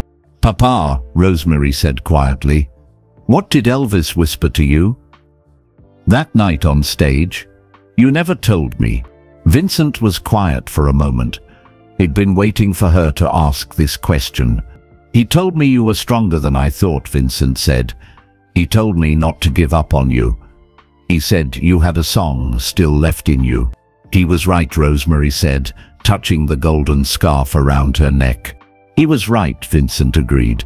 But do you know what else he told me? In that letter we got the night of the concert. Rosemary shook her head. He said that you saved him as much as he saved you. He said meeting you reminded him why he became a singer in the first place. Not for fame or money, but to bring joy and hope to people. Vincent took his daughter's hand. You changed Elvis Presley's life, Rosemary. Just by being brave, just by being you. Rosemary thought about this. I don't feel like I did anything special. That's because truly special people never do, Vincent said. They just live their truth and let it shine. A week later, another envelope arrived. This one contained legal documents that Vincent and Delilah could barely understand. They took the papers to a lawyer friend of Birdie's, who explained what they meant. Elvis had set up a trust fund in Rosemary's name. It would cover all her medical expenses for the rest of her life, checkups, scans, any treatments she might need if the cancer returned. There was also money set aside for her education, enough to send her to any college she wanted. He did all this? Delilah asked, stunned. According to these documents, yes, the lawyer said, and he specified that it should be kept anonymous. No publicity, no press releases, just a private gift from one family to another. Vincent sat down heavily in a chair. How do we thank someone for something like this? I don't think he wants thanks, the lawyer said. I think he wants Rosemary to live a full, healthy life. That's his payment. That night, Vincent wrote a letter to Elvis. He didn't know if it would reach him. Famous people must get thousands of letters. But he wrote it anyway, pouring out his gratitude and love onto the page. He told Elvis about Rosemary's progress, about her singing again, about how they played his recording every single day. He told Elvis that no matter what happened in the future, these months had been a gift. Even if Rosemary only lived to be 9 or 10 or 20, she'd lived more fully than many people who reached old age. You gave us hope when we had none, Vincent wrote. You gave us a miracle when we'd stopped believing in them. Thank you will never be enough words, but they're all I have. Thank you. Thank you. He mailed the letter to Memphis, to the address on the package, and prayed it would somehow find its way to Elvis. 3 weeks passed. Then, on a rainy Tuesday afternoon in March, Vincent came home from his morning shift to find Delilah waiting at the door, her eyes red from crying. Vincent's heart stopped. What's wrong? Is it Rosemary? Did something happen? No, Delilah said quickly, grabbing his arm. She's fine. She's at school. Vincent, Elvis wrote back. She held up an envelope with a Memphis postmark. They sat at the kitchen table together, the envelope between them like something sacred. Vincent opened it carefully, not wanting to tear anything.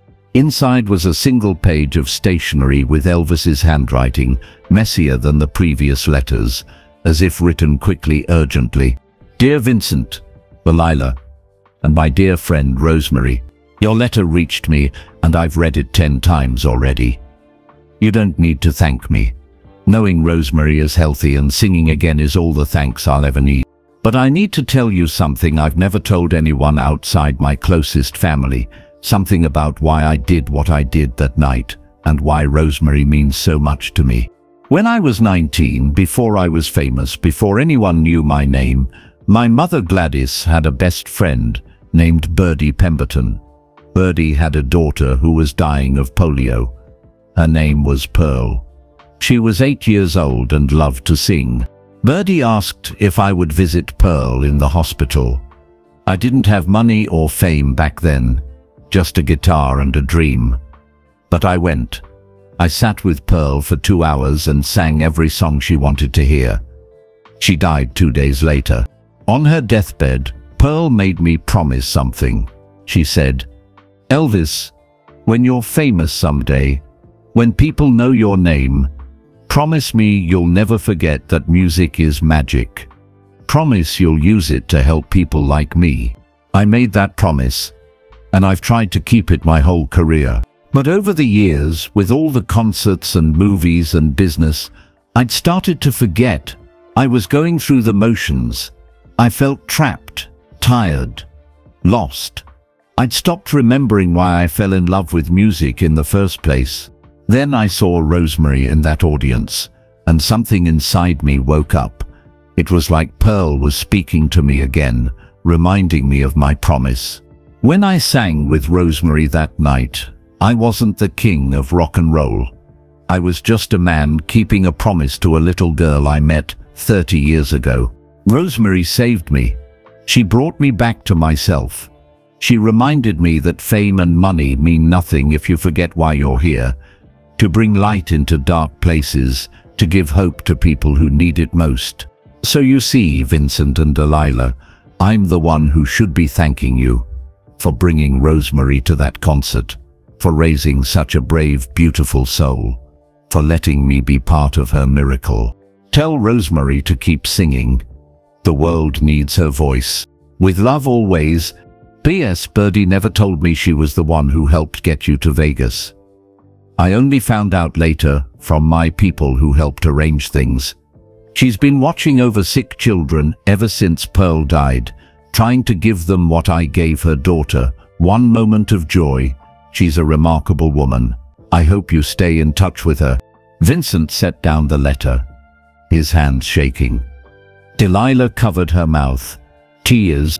Birdie knew Elvis when he was young, Vincent said slowly, the pieces falling into place.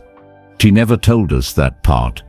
She said Elvis visited Pearl, but not that she knew his mother, not that they were connected all those years. She was being humble, Delilah said. She didn't want us to know she had connections. She just wanted to help. That evening when Rosemary came home from school, they showed her Elvis's letter. She read it carefully, her finger following each line. Pearl made him promise, Rosemary said quietly, and he kept it. He kept his promise for 30 years. And when he met you, Vincent said, he remembered why he made that promise in the first place. Rosemary folded the letter carefully and held it to her chest. I want to keep my promises too. I want to help other kids like me. What do you mean, sweetheart? Delilah asked. Kids who are sick and scared, Rosemary said. I want to sing for them. I want to give them what Elvis gave me, hope. Vincent and Delilah looked at each other. Their 8-year-old daughter had just found her purpose. The months passed. Spring turned to summer, summer to fall. Rosemary grew stronger every day.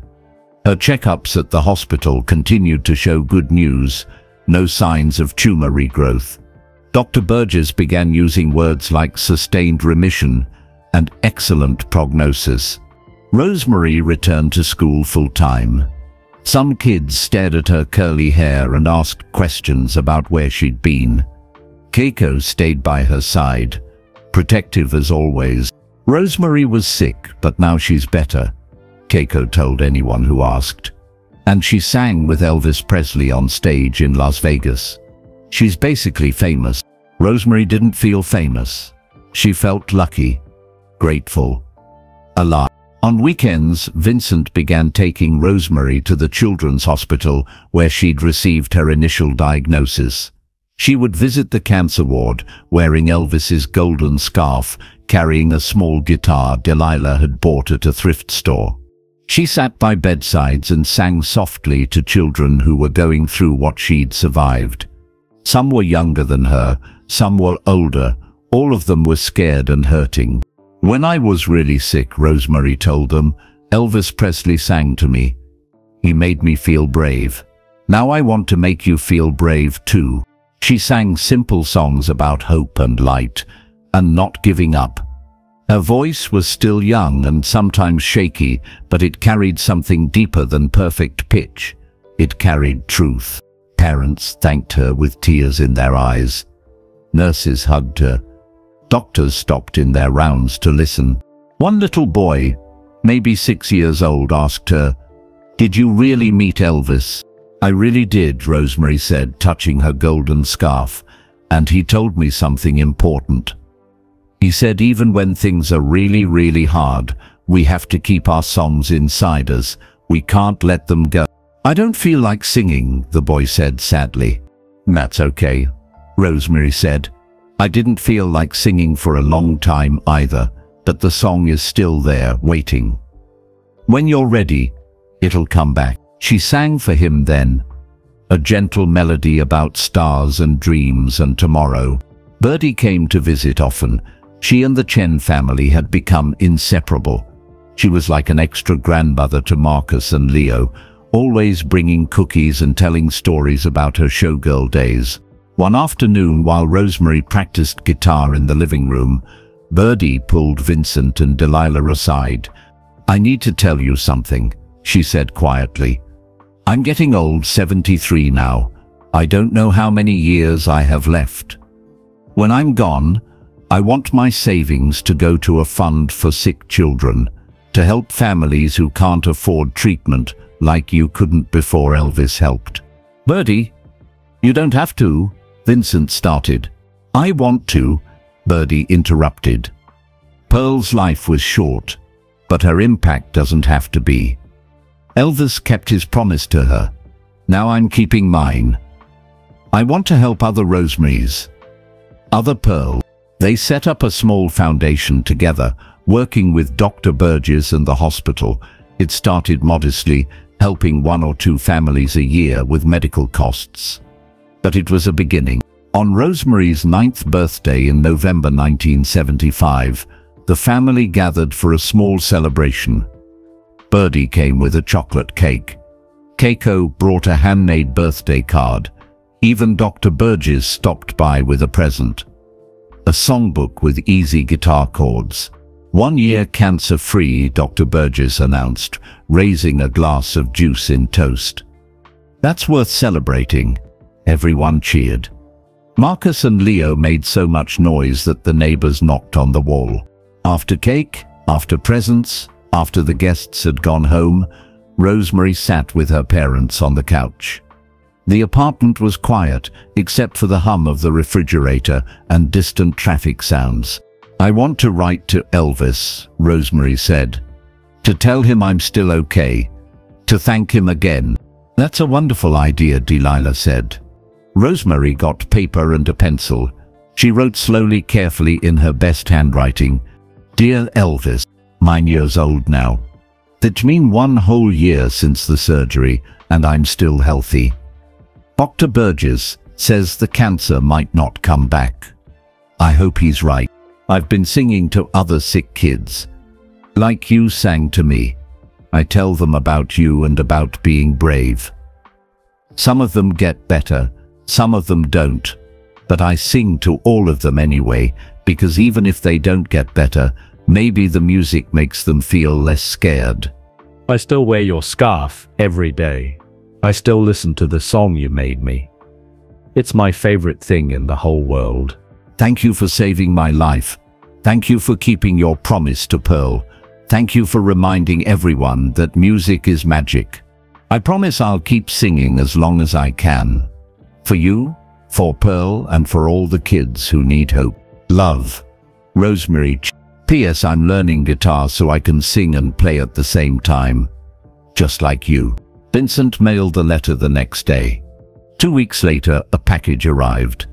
Inside was a child-sized guitar, beautiful professional quality, with Rosemary's name engraved on it. A note was tucked inside the case. For my duet partner. Keep practicing. The world is waiting to hear your song. Rosemary cried when she saw it. Then she picked up the guitar, adjusted the strap, and began to play. August 16. 2 years had passed since Rosemary's 9th birthday. She was now 10 years old, healthy and strong. Her hair had grown long, the curls reaching halfway down her back. She still wore Elvis's golden scarf every single day. The morning started like any other summer day. Rosemary was at the kitchen table eating cereal, practicing chord changes on her guitar between bites. Marcus and Leo, now 6 years old, were building a tower out of blocks in the corner. Vincent had worked the night shift and was asleep upstairs. Delilah hummed while preparing lunch at the counter, her sewing machine silent for once on a Tuesday morning. The phone rang. Delilah wiped her hands on her apron and answered. "Hello." Her face changed instantly. The color drained from her cheeks. Her hand flew to her mouth. "Oh no," she whispered. "Oh no." Rosemary set down her guitar. "Mama? What's wrong?" Delilah hung up the phone slowly, like she was moving underwater. Tears filled her eyes. She looked at Rosemary with such sadness that it made Rosemary's stomach twist with fear. "That was Birdie," Delilah said, her voice shaking. "She just heard on the radio. Rosemary, sweetheart, Elvis died this morning." The words didn't make sense at first. Rosemary heard them, but they didn't connect to anything real. "What?" she said. "No, that's not right. Elvis can't be dead. He's only 42 years old." "I'm so sorry, baby," Delilah said, crossing to Rosemary and pulling her into a tight hug. "They said he had a heart attack at his home in Memphis." Rosemary pushed away from her mother. "No, you're wrong. Someone made a mistake." She ran to the living room where the record player sat. Her hands shook as she pulled out the private recording Elvis had made for her, the one she'd played hundreds of times. She put it on the turntable, her fingers fumbling with the needle. Elvis's voice filled the room, singing about hope and courage and a little girl who changed his life. "See?" Rosemary said, tears streaming down her face. "He's right here. He's singing. He's not dead." Delilah came and knelt beside her daughter. "His voice is still here, sweetheart. His music will always be here. But the man, the person, he's gone." The truth crashed over Rosemary like a wave. She sank to the floor, her whole body shaking with sobs. Elvis Presley, the man who had saved her life, who had given her hope, who had kept a promise to a little girl named Pearl, 30 years ago, he was gone. The twins stopped playing with their blocks. They didn't fully understand what was happening, but they knew it was bad. They came and sat next to Rosemary, their small hands patting her back. Vincent came running down the stairs, still in his pajamas. "What happened?" "I heard crying." "Elvis died," Delilah said simply. Vincent's face crumpled. He sat down heavily on the couch, staring at nothing. "That can't be right. He was so young." The family spent the rest of the day in a fog of grief. They watched the news on their small television, footage of Graceland Mansion, surrounded by thousands of crying fans, reporters talking in solemn voices about the king of rock and roll, tributes pouring in from around the world. Birdie came over in the afternoon. Her eyes were red and swollen. She sat with Rosemary on the couch, both of them crying together. "He was such a good man," Birdie said. "Even when he was just a teenager with nothing but a guitar, he had the biggest heart. He never changed." "Not really. Money and fame couldn't touch that part of him." "Why did he have to die?" Rosemary asked. "It's not fair." "No, it's not fair," Birdie agreed.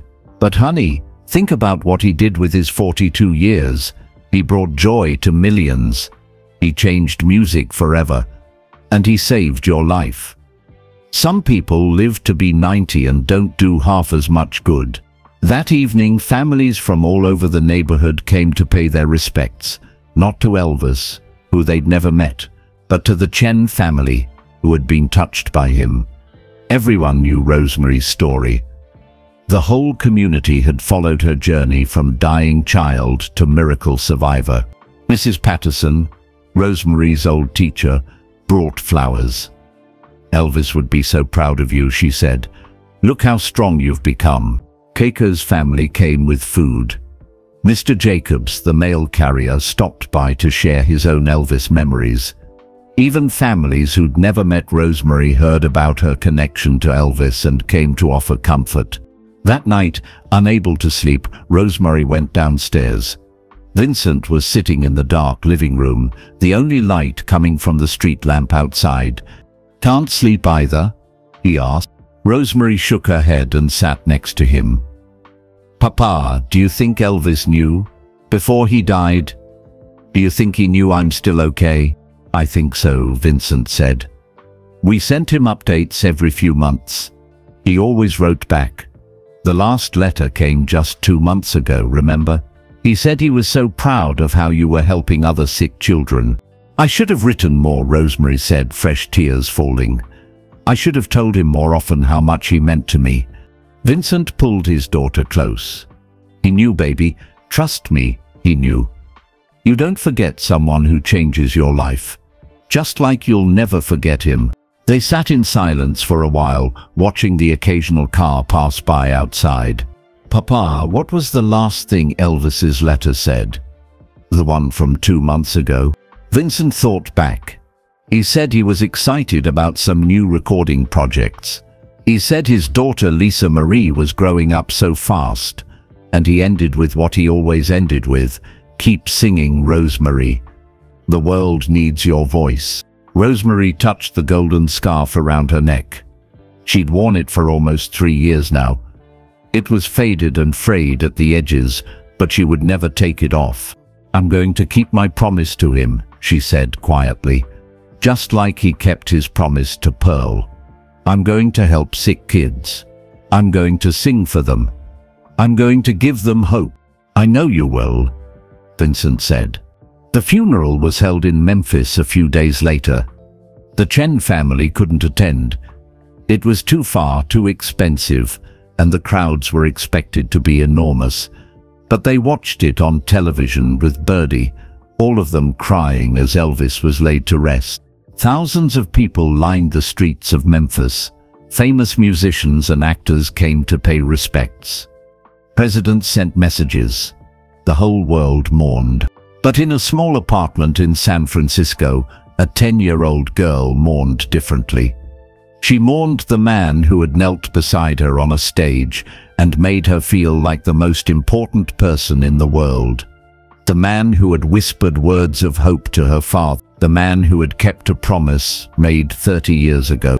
After the funeral broadcast ended, Rosemary picked up the guitar Elvis had given her. Her fingers found the chords she'd been practicing for months. And she sang. She sang about a king who wore rhinestones and a golden scarf. About a man with a big heart who remembered a promise. About magic and music and miracles. About how love never really dies. It just changes form, becoming memories and inspiration and the courage to keep going. Vincent, Delilah, the twins, and Birdie listened. By the time Rosemary finished, they were all crying again. But these tears were different. Not just sad tears, grateful tears. Tears that honored a life well lived and a gift freely given. "That was beautiful, sweetheart," Birdie said. "Elvis would have loved it." Over the following weeks, tributes to Elvis appeared everywhere. On the radio, on television, in magazines and newspapers. Everyone had an Elvis story. Everyone remembered where they were when they heard the news. But the Chen family's story was different. They didn't just remember Elvis the performer. They remembered Elvis the person. The man who stopped a concert for a dying child. The man who gave everything, money, time, hope, and asked for nothing in return except that a little girl keep singing. Rosemary wrote one final letter to Memphis, addressed simply to the Presley family. She told them what their father, their ex-husband, their friend had meant to her. She told them about the night in Las Vegas, about the private recording, about the trust fund that would help her stay healthy for the rest of her life. "He saved me," Rosemary wrote, "and I will spend the rest of my life trying to be worthy of that gift. I will help others the way he helped me. I will keep his promise to Pearl alive. I will never forget him." She mailed the letter, not knowing if anyone would read it, but needing to send it anyway. A month later, a response came. It was from Elvis's father, Vernon Presley. Dear Rosemary, your letter touched my heart more than I can say. Elvis talked about you often. He kept your pictures and letters in a special box in his room. Meeting you and helping you, that was one of the things he was most proud of in his entire life. He struggled with many things in his last years. Fame can be a heavy burden, but you reminded him why it was all worthwhile. You gave him purpose when he'd lost his way. Thank you for loving my son. Thank you for letting him be part of your miracle. And thank you for continuing his legacy by helping others. Elvis may be gone, but his spirit lives on in people like you. With love, Vernon Presley. Rosemary folded the letter carefully and placed it with all her other Elvis treasures. The scarf, the private recording, the photographs, the guitar. These weren't just objects. They were proof that miracles happen, that kindness matters, that one person really can change the world. The years passed like pages turning in a book. Rosemary turned 11, then 12, then 13. Each birthday was a celebration, not just of another year older, but of another year alive, another year cancer-free. She never missed a checkup with Dr. Burgess. Every 6 months, she went for scans and tests. And every 6 months, Dr. Burgess smiled and said the words the family needed to hear. Still in remission. Everything looks good. 5 years cancer-free. Then 7. Then 10. The medical community called Rosemary a miracle. Dr. Castellano in Baltimore wrote papers about her case. The experimental treatment that had saved her life was now being used to help other children with similar tumors. Because of what Rosemary survived, others had hope. But Rosemary never forgot where that hope came from. Throughout middle school and high school, she spent every weekend at children's hospitals. She'd grown taller, her curls now reaching past her shoulders. Elvis's golden scarf, faded and worn, still hung around her neck. She refused to take it off, even when other teenagers made fun of her. "Why do you wear that old thing?" a girl at school asked once, sneering. "Because it reminds me of the night Elvis Presley saved my life," Rosemary answered simply. The girl had no response to that. Rosemary's guitar playing had improved dramatically. She practiced for hours every day, learning not just chords but how to make the music feel alive. She wrote her own songs, simple melodies about courage and hope, and fighting through darkness. At hospitals, she sat by bedsides and sang to children going through chemotherapy, radiation, surgery. Some were as young as 3. Some were teenagers like her. All of them were scared. "I know what you're feeling," Rosemary would tell them.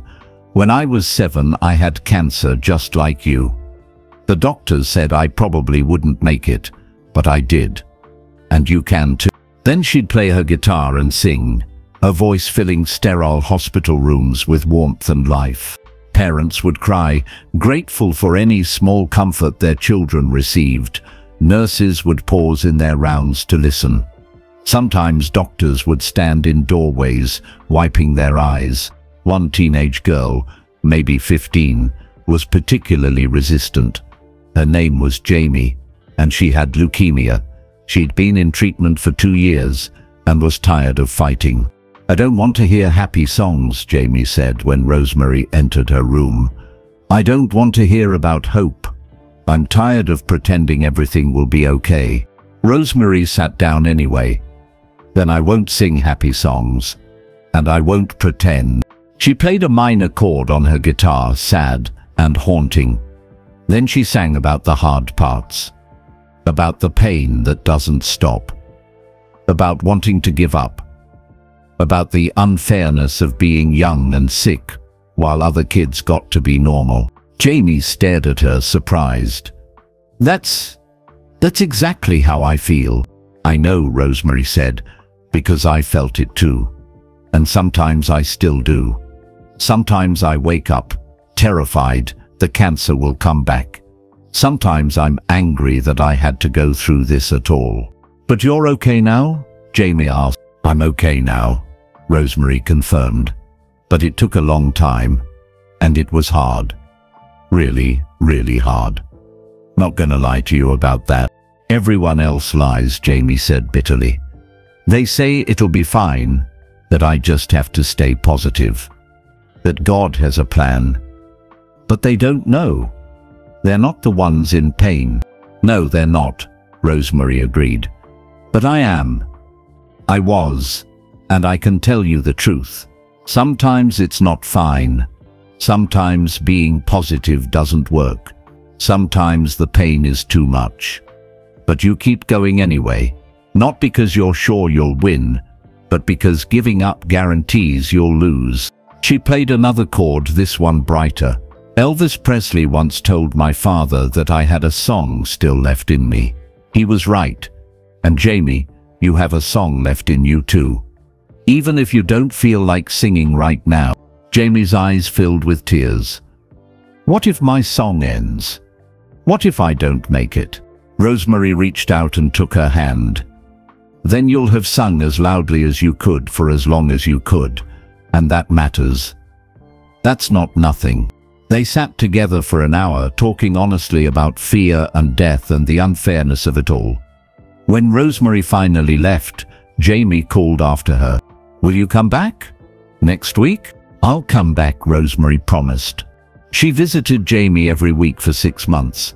They became friends, sharing music and stories and teenage complaints about parents and school and boys.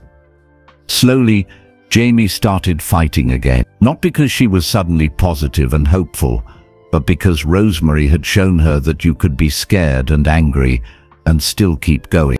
Jamie went into remission 8 months later. At her celebration party in the hospital, she hugged Rosemary tight. You saved my life, Jamie whispered. No, Rosemary said. You saved your own life. I just reminded you that you could. The foundation that Birdie had started grew. Vincent and Delilah ran it now, working with hospitals to identify families who couldn't afford treatment. They raised money through small fundraisers and donations. It wasn't huge. They could only help a few families each year, but those few families meant everything. They called it Pearl's Promise Foundation, honoring the little girl whose death had started a chain of miracles. On Rosemary's 18th birthday in 1985, Dr. Burgess gave her the best present imaginable. 10 years cancer-free, he said, reviewing her latest scans. At this point, the likelihood of recurrence is extremely low. Rosemary, I think we can officially say you beat it. You're cured. Cured. Not just in remission. Cured. Rosemary cried in the examination room, overwhelmed with gratitude and relief and joy. 10 years. She'd been 7 when she was diagnosed. She'd thought she'd never see 8. But here she was, 18, healthy, alive, with her whole life ahead of her. That night, the family gathered for a quiet dinner. Marcus and Leo, now 13, had grown into lanky teenagers. Vincent's hair had gone grey. Delilah's hands showed the wear of years at the sewing machine. Birdie, now 83, moved slowly but still came to every family celebration. They raised glasses of sparkling cider in a toast. To Rosemary, Vincent said, his voice thick with emotion, who fought death and won. To Elvis, Delilah added, who gave us hope when we had none. To Pearl, Birdie said softly, who started it all. To second chances, Rosemary said, and to using them wisely. After dinner, Rosemary pulled out a college acceptance letter she'd received that week. She'd been accepted to the music therapy program at San Francisco State University. I'm going to make this official, she announced. I'm going to learn how to do what I've been doing, use music to heal, but I want to do it right, with training and credentials. I want to work in hospitals full-time. Elvis would be so proud, Birdie said, tears streaming down her wrinkled face. I hope so. Rosemary said. "I hope wherever he is, he knows I kept my promise. I kept singing. I kept helping, and I'm not going to stop." She started college that fall. She studied music theory, psychology, child development, and therapeutic techniques. She learned the science behind what she'd been doing instinctively for years. How music affects the brain, how it can reduce pain and anxiety, how it can give people hope when words fail. During her junior year, she met a boy named David Wong in her psychology class. He was studying to be a pediatric nurse.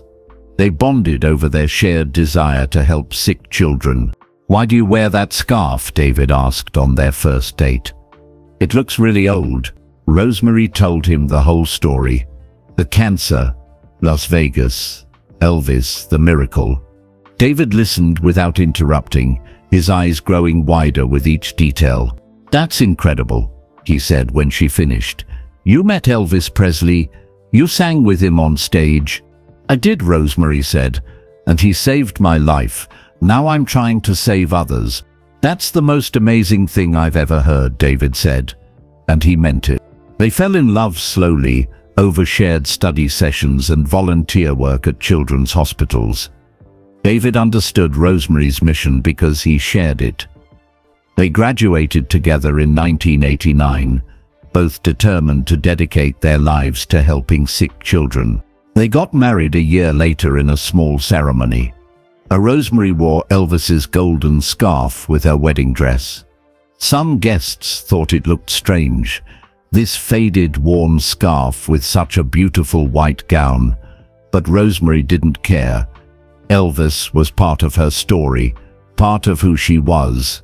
He deserved to be there on her wedding day. Birdie, now 87 and frail, attended in a wheelchair. She cried through the entire ceremony. "Pearl would have loved this," she told Rosemary afterward. "Two young people dedicating their lives to helping others. This is what love looks like." Rosemary and David both got jobs at the same children's hospital, where Rosemary had first been diagnosed with cancer. She worked as a certified music therapist. He worked as a pediatric oncology nurse. Together, they were a team. Rosemary would visit patients with her guitar, now teaching others to play, writing songs with them, helping them express their fear and pain through music. David would care for them medically, administering treatments, monitoring vitals, providing comfort. They made a difference. One child at a time. One song at a time. One moment of hope at a time. Years continued to pass. Rosemary turned 25, then 30. She and David had two children, a daughter they named Pearl Birdie Chen Wong, and a son they named Vincent Elvis Chen Wong. When little Pearl asked about her unusual name, Rosemary told her the whole story. About the original Pearl who died of polio. About Elvis who kept his promise. About a night in Las Vegas when miracles happened. "You're named after heroes," Rosemary told her daughter. "People who believed that one act of kindness could change the world, and they were right." Birdie Pemberton died peacefully in her sleep in 1995 at the age of 93. At her funeral, Rosemary sang the same song Elvis had sung to Pearl 60 years earlier. Her voice was strong and sure, carrying love across the years and between generations. "She's with Pearl now," Rosemary told her father afterward. "They're together again. And probably planning how to help more children from heaven," Vincent said, smiling through his tears. The Pearl's Promise Foundation continued to grow. What had started as a small fund to help a few families now helped hundreds. They organized fundraisers, connected families with experimental treatments, and provided hope to those who thought they had none left. Every year on August 16th, the anniversary of Elvis's death, Rosemary held a special concert at the hospital. She played his songs and her own, telling stories about the night that changed everything. She'd invite other survivors to share their stories too. These concerts became legendary in San Francisco. People came from all over to attend, to hear about hope and miracles and the power of one person to change countless lives. At every concert, Rosemary wore Elvis's golden scarf.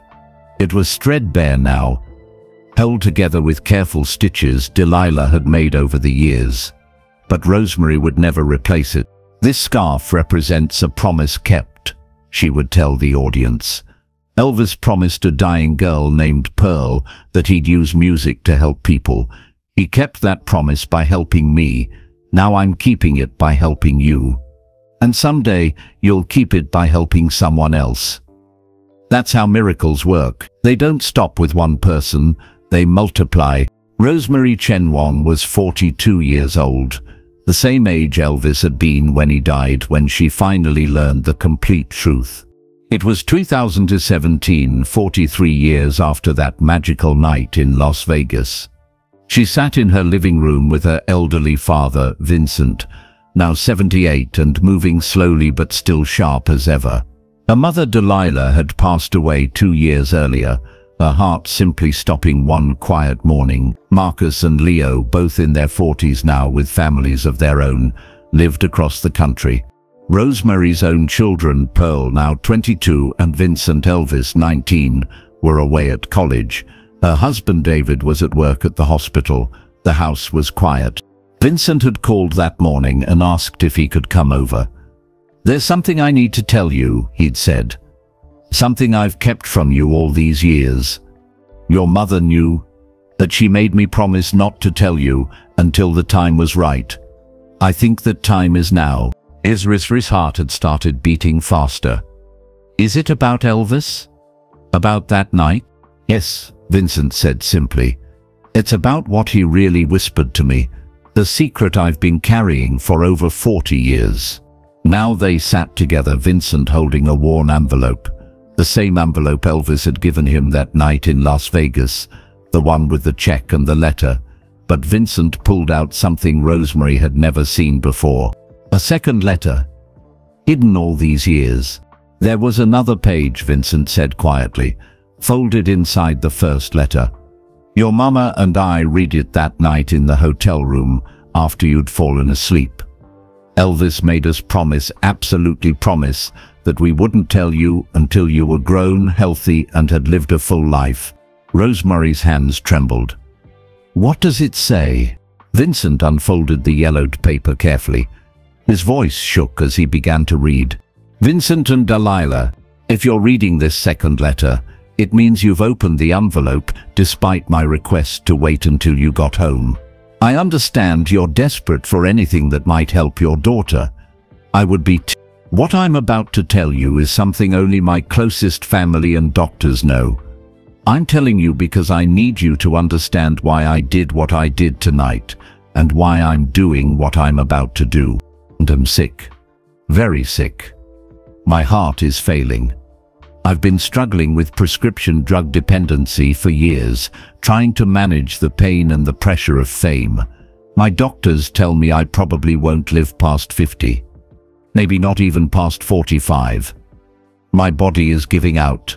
Tonight, when I saw Rosemary in that audience, this tiny, dying child with so much courage, something broke open inside me, or maybe something healed. I realized I've been wasting my life feeling sorry for myself while this 7-year-old girl fights with everything she has. Here's what I whispered to you, Vincent. I'll write it down so you never forget. Your daughter is a fighter. She's got a song still left in her. Don't give up on her. But there's more to it than that. Something I couldn't say out loud with all those people watching. What I really whispered was, I'm dying too. But I'm going to use whatever time I have left to make sure your daughter lives. That's my promise. Not just the money, not just the doctor connections. I'm going to pray for her every single day. I'm going to fight for her survival as hard as if she were my own daughter. Because if I can save one person, really save them, then maybe my life will have meant something beyond the fame and the music. Rosemary doesn't know it, but she saved me tonight. She reminded me what matters. She gave me a reason to keep going, to keep trying, to be better than I've been. And I don't know how much time I have left, but I'm going to spend it making sure she gets every chance to live. That's my purpose now. That's my promise to Pearl, to Birdie, to God, and to myself. Don't tell Rosemary this. Please. Let her think I'm just being kind. Let her believe it was simply a generous gesture. She doesn't need to carry the weight of knowing that a dying man put all his remaining hope into saving her life. But you need to know, Vincent and Delilah, you need to know that every doctor I call, every string I pull, every dollar I spend, it's not charity, it's me fighting death by proxy. If I can't beat it for myself, maybe I can beat it for her. If she lives, part of me lives too. The best part. The part that still believes in miracles. Take care of her. Fight for her. And if she makes it, when she makes it, tell her someday that she wasn't the only one who needed saving that night. The truth you must never reveal until she's lived a full life. I was dying, and she gave me a reason to face death with purpose instead of fear. We saved each other. Your eternal friend, Elvis Presley. P.S. Birdie Pemberton isn't just any volunteer. She was my mother's best friend. When Birdie's daughter Pearl died, I made a promise at that little girl's bedside. Pearl grabbed my hand and said, "When you're famous, Elvis, promise me you'll help other kids like me. Promise you'll use your music to bring light into dark places." I made that promise in 1944. I was 19 years old. 30 years later, I'd forgotten. I'd lost my way. Fame and drugs and exhaustion had made me forget why I started singing in the first place. Then I saw Rosemary, and Pearl's voice came back to me, clear as day. "You promised, Elvis." Birdie didn't tell you she knew me because she didn't want you to feel obligated. She didn't want you to think she was calling in favors. She just wanted to help another sick child, like she's been doing for 30 years, trying to honor Pearl's memory. But I need you to know the truth. That night in Las Vegas wasn't random. It wasn't coincidence. It was 3 generations of promises all coming together in one moment. Pearl's promise to me, help other sick children. My promise to Pearl, I will, no matter what. Birdie's promise to Pearl, I'll keep your spirit alive. And now Rosemary's promise to all of us, I'll keep singing. I'll keep helping. This is how love works. It doesn't die, it transforms. It passes from person to person like a sacred torch, lighting the darkness one soul at a time. Rosemary is the newest keeper of that torch. Make sure she understands the weight and the honor of carrying it. Tell her this when she's old enough to understand. We weren't strangers who happened to meet. We were part of a story that started before either of us was born and will continue long after we're gone. Tell her I loved her like she was my own daughter. Tell her that in my final years, thinking about her survival gave me peace. Tell her she was my last and greatest promise kept. And tell her thank you for being brave, for singing with me, for reminding me why any of this mattered. She saved my soul. I hope I saved her life. With eternal love, Vincent's voice broke on the final words. Tears streamed down his weathered face. He folded the letter carefully and handed it to Rosemary. She took it with shaking hands, reading it again herself, letting the words sink in. Elvis hadn't just been kind. He hadn't just been generous. He had been dying, and he'd chosen to spend his remaining time and energy saving her. He died 3 years later, Rosemary whispered. August 16, 1977. He was 42. He kept you in his prayers every day, Vincent said. We received letters from him regularly until just a few months before he died. He always asked about you, always wanted updates. Your survival became his mission. Rosemary clutched the letter to her chest, overcome with emotion. All these years I thought I was the one who was saved, but he needed saving too. You saved each other, Vincent said. That's what he wrote. That's the truth.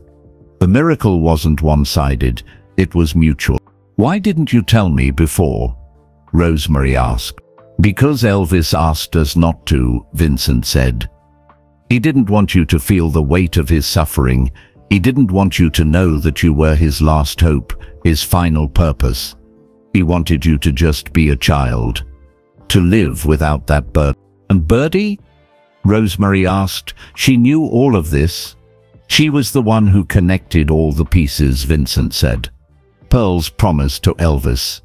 Elvis's promise to help sick children. Your illness. The concert. It wasn't coincidence, Rosemary. Birdie prayed for a miracle, and then she helped create one. She called Elvis's people. She made sure we got to that concert.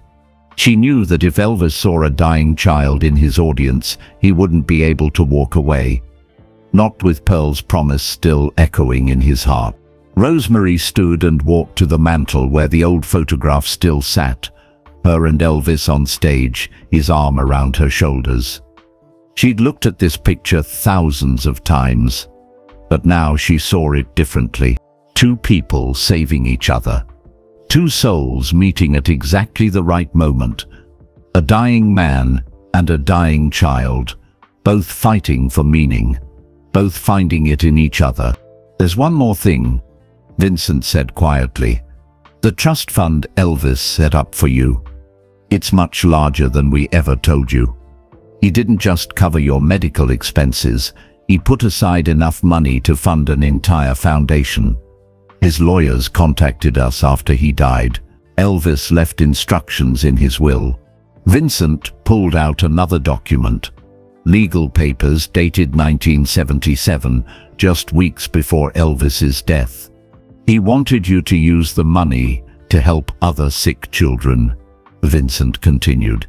To expand Pearl's Promise Foundation into something bigger. Something that could help hundreds, maybe thousands of families. He left you $1 million, Rosemary, to be given to you when you turned 42, his age when he died. To be used to fulfill his promise to Pearl. Rosemary's legs gave out. She sat down heavily on the couch. $1 million. A fortune. Hidden away all these years. Waiting for this moment. Why 42, she asked, though she already knew the answer. Because that's how old he was when he died, Vincent said. He wanted you to live beyond his years, to have everything he didn't get to have. And then, when you reached the age he couldn't pass, he wanted you to take everything he'd built and multiply it, to save more children, more families, to keep Pearl's promise alive forever. Rosemary sat in stunned silence, processing everything. The secret weight Elvis had carried, the hidden connections between Pearl and Birdie, and Elvis and herself. The promise that had passed through generations like a sacred flame, and now it was truly hers to carry forward. What do I do with this? She finally asked, gesturing to the letter, the legal documents, the overwhelming truth. You do what you've always done, Vincent said. You keep singing, you keep helping, but now you do it bigger. You turn Pearl's Promise Foundation into something that can save thousands of children. You honor Elvis's memory not with sadness, but with action. You prove that his life mattered, that his death wasn't meaningless, that his last promise to save you rippled out into the world and changed everything. Rosemary looked at her father, this man who had carried this secret for 43 years, who had watched his daughter live and thrive and become everything Elvis had hoped she would be. Did I make him proud? Rosemary asked, her voice small and vulnerable. In the end, before he died, was he proud of me? Vincent smiled through his tears. His last letter to us came in July 1977, 1 month before he died. He wrote, Rosemary is everything I hoped she would be, strong, kind, using her second chance to help others. When my time comes, I'll go peacefully knowing I kept my promise. I saved her, and she's saving others. That's immortality. That's what it means to truly live. Tell her I love her. Tell her thank you. Tell her she was my greatest success." Rosemary broke down completely, sobbing into her hands. David came home from work and found her there, surrounded by old letters and legal documents, crying tears of grief and gratitude mixed together. She told him everything. The complete story. The hidden truth. The secret Elvis had kept to protect her. "What are you going to do?" David asked when she finished. Rosemary looked at the photograph on the mantel, at Elvis's kind eyes and genuine smile, at her 7-year-old self, sick and bold but hopeful. At the moment that changed everything, "I'm going to build something that lasts forever," she said. "Not just a foundation, a movement. I'm going to make sure every sick child has access to the treatment they need. I'm going to use Elvis's money, his name, his legacy, all of it, to create something that saves lives for generations to come." She stood up, wiping her tears, her voice growing stronger. Elvis died thinking he'd failed, that his life had been wasted on fame and excess. But he was wrong. He kept his promise to Pearl. "He saved my life. And through me, he's going to save thousands." That night in Las Vegas, when Elvis stopped his concert for a dying 7-year-old, he thought he was just being kind to one child. He didn't know he was starting a chain reaction that would last for decades. That would save lives he'd never meet. That would prove love is the most powerful force in the universe. She picked up Elvis's golden scarf, still faded and worn, still her most precious possession. "Some songs never end," Rosemary said quietly. "They just change singers. Pearl sang it first, then Elvis, then me. And now it's time to teach the world to sing it too." That night in Las Vegas, 18,000 people witnessed what they thought was a simple act of kindness. A famous man stopping his show to sing to a dying child. But the truth was far deeper, far more profound. They witnessed the fulfillment of a promise made 30 years earlier by a dying 8-year-old girl to a 19-year-old nobody with a guitar. They witnessed 2 dying souls, one 42 years old and famous, one 7 years old and unknown, saving each other. They witnessed the moment when music became medicine, when fame became purpose, when wealth became hope. They witnessed love in its purest form, not romantic love, not familial love, but the love between strangers who recognize each other's humanity and choose to fight for each other's survival. Elvis Presley died 3 years after that night, his body failing, his heart giving out. But his spirit lived on in Rosemary Chen Wong, in every child she helped, in every family that received retin they couldn't afford, in every moment of hope given to someone who had none. Pearl's Promise Foundation, funded by Elvis's final gift, went on to help over 50,000 families in the decades that followed. The experimental treatment that saved Rosemary became standard protocol, saving countless children with brain tumors. The private recording Elvis made for Rosemary was eventually released to the public after her death in 2045, at the age of 78. She had lived more than 10 times longer than the doctors predicted. The song became an anthem for cancer survivors worldwide. Elvis's golden scarf, carefully preserved, was donated to the Rock and Roll Hall of Fame, displayed with a placard that told the whole story: Pearl, Birdie, Elvis, Rosemary, and the promise that connected them all. And on August 16th every year, thousands gather to celebrate not Elvis's death but his life and the life of a 7-year-old girl he saved, who went on to save thousands more. That night in Las Vegas, Elvis Presley stopped a concert for a dying 7-year-old. But what happened next wasn't just a miracle for one little girl. It was proof that one person really can change the world. That kindness is never wasted. That promises kept ripple through time like songs that never end. And that sometimes The greatest performances happen when the world isn't watching, in a whispered promise, in a choice to help when you're hurting too, in the decision to use your last breath to give someone else their first. Elvis Presley and Rosemary Chen saved each other that night. And in doing so, they saved thousands more. Some songs never end. They just keep finding new voices to sing them. So now you know the truth. A promise that started in 1944, carried through Elvis and changed thousands of lives forever. One moment of kindness created a miracle that never stopped growing. Where are you listening from right now? Drop your city or country in the comments below, and if this story touched your heart, hit that like button to help spread this message of hope and kindness to more people who need it. Subscribe to this channel so you never miss stories like this. Real stories about real people who prove that love and compassion can change the world. And click on the video appearing on your screen right now for another incredible true story that will restore your faith in humanity. Remember, some songs never end. They just keep finding new voices to sing them. Maybe today, that voice is yours.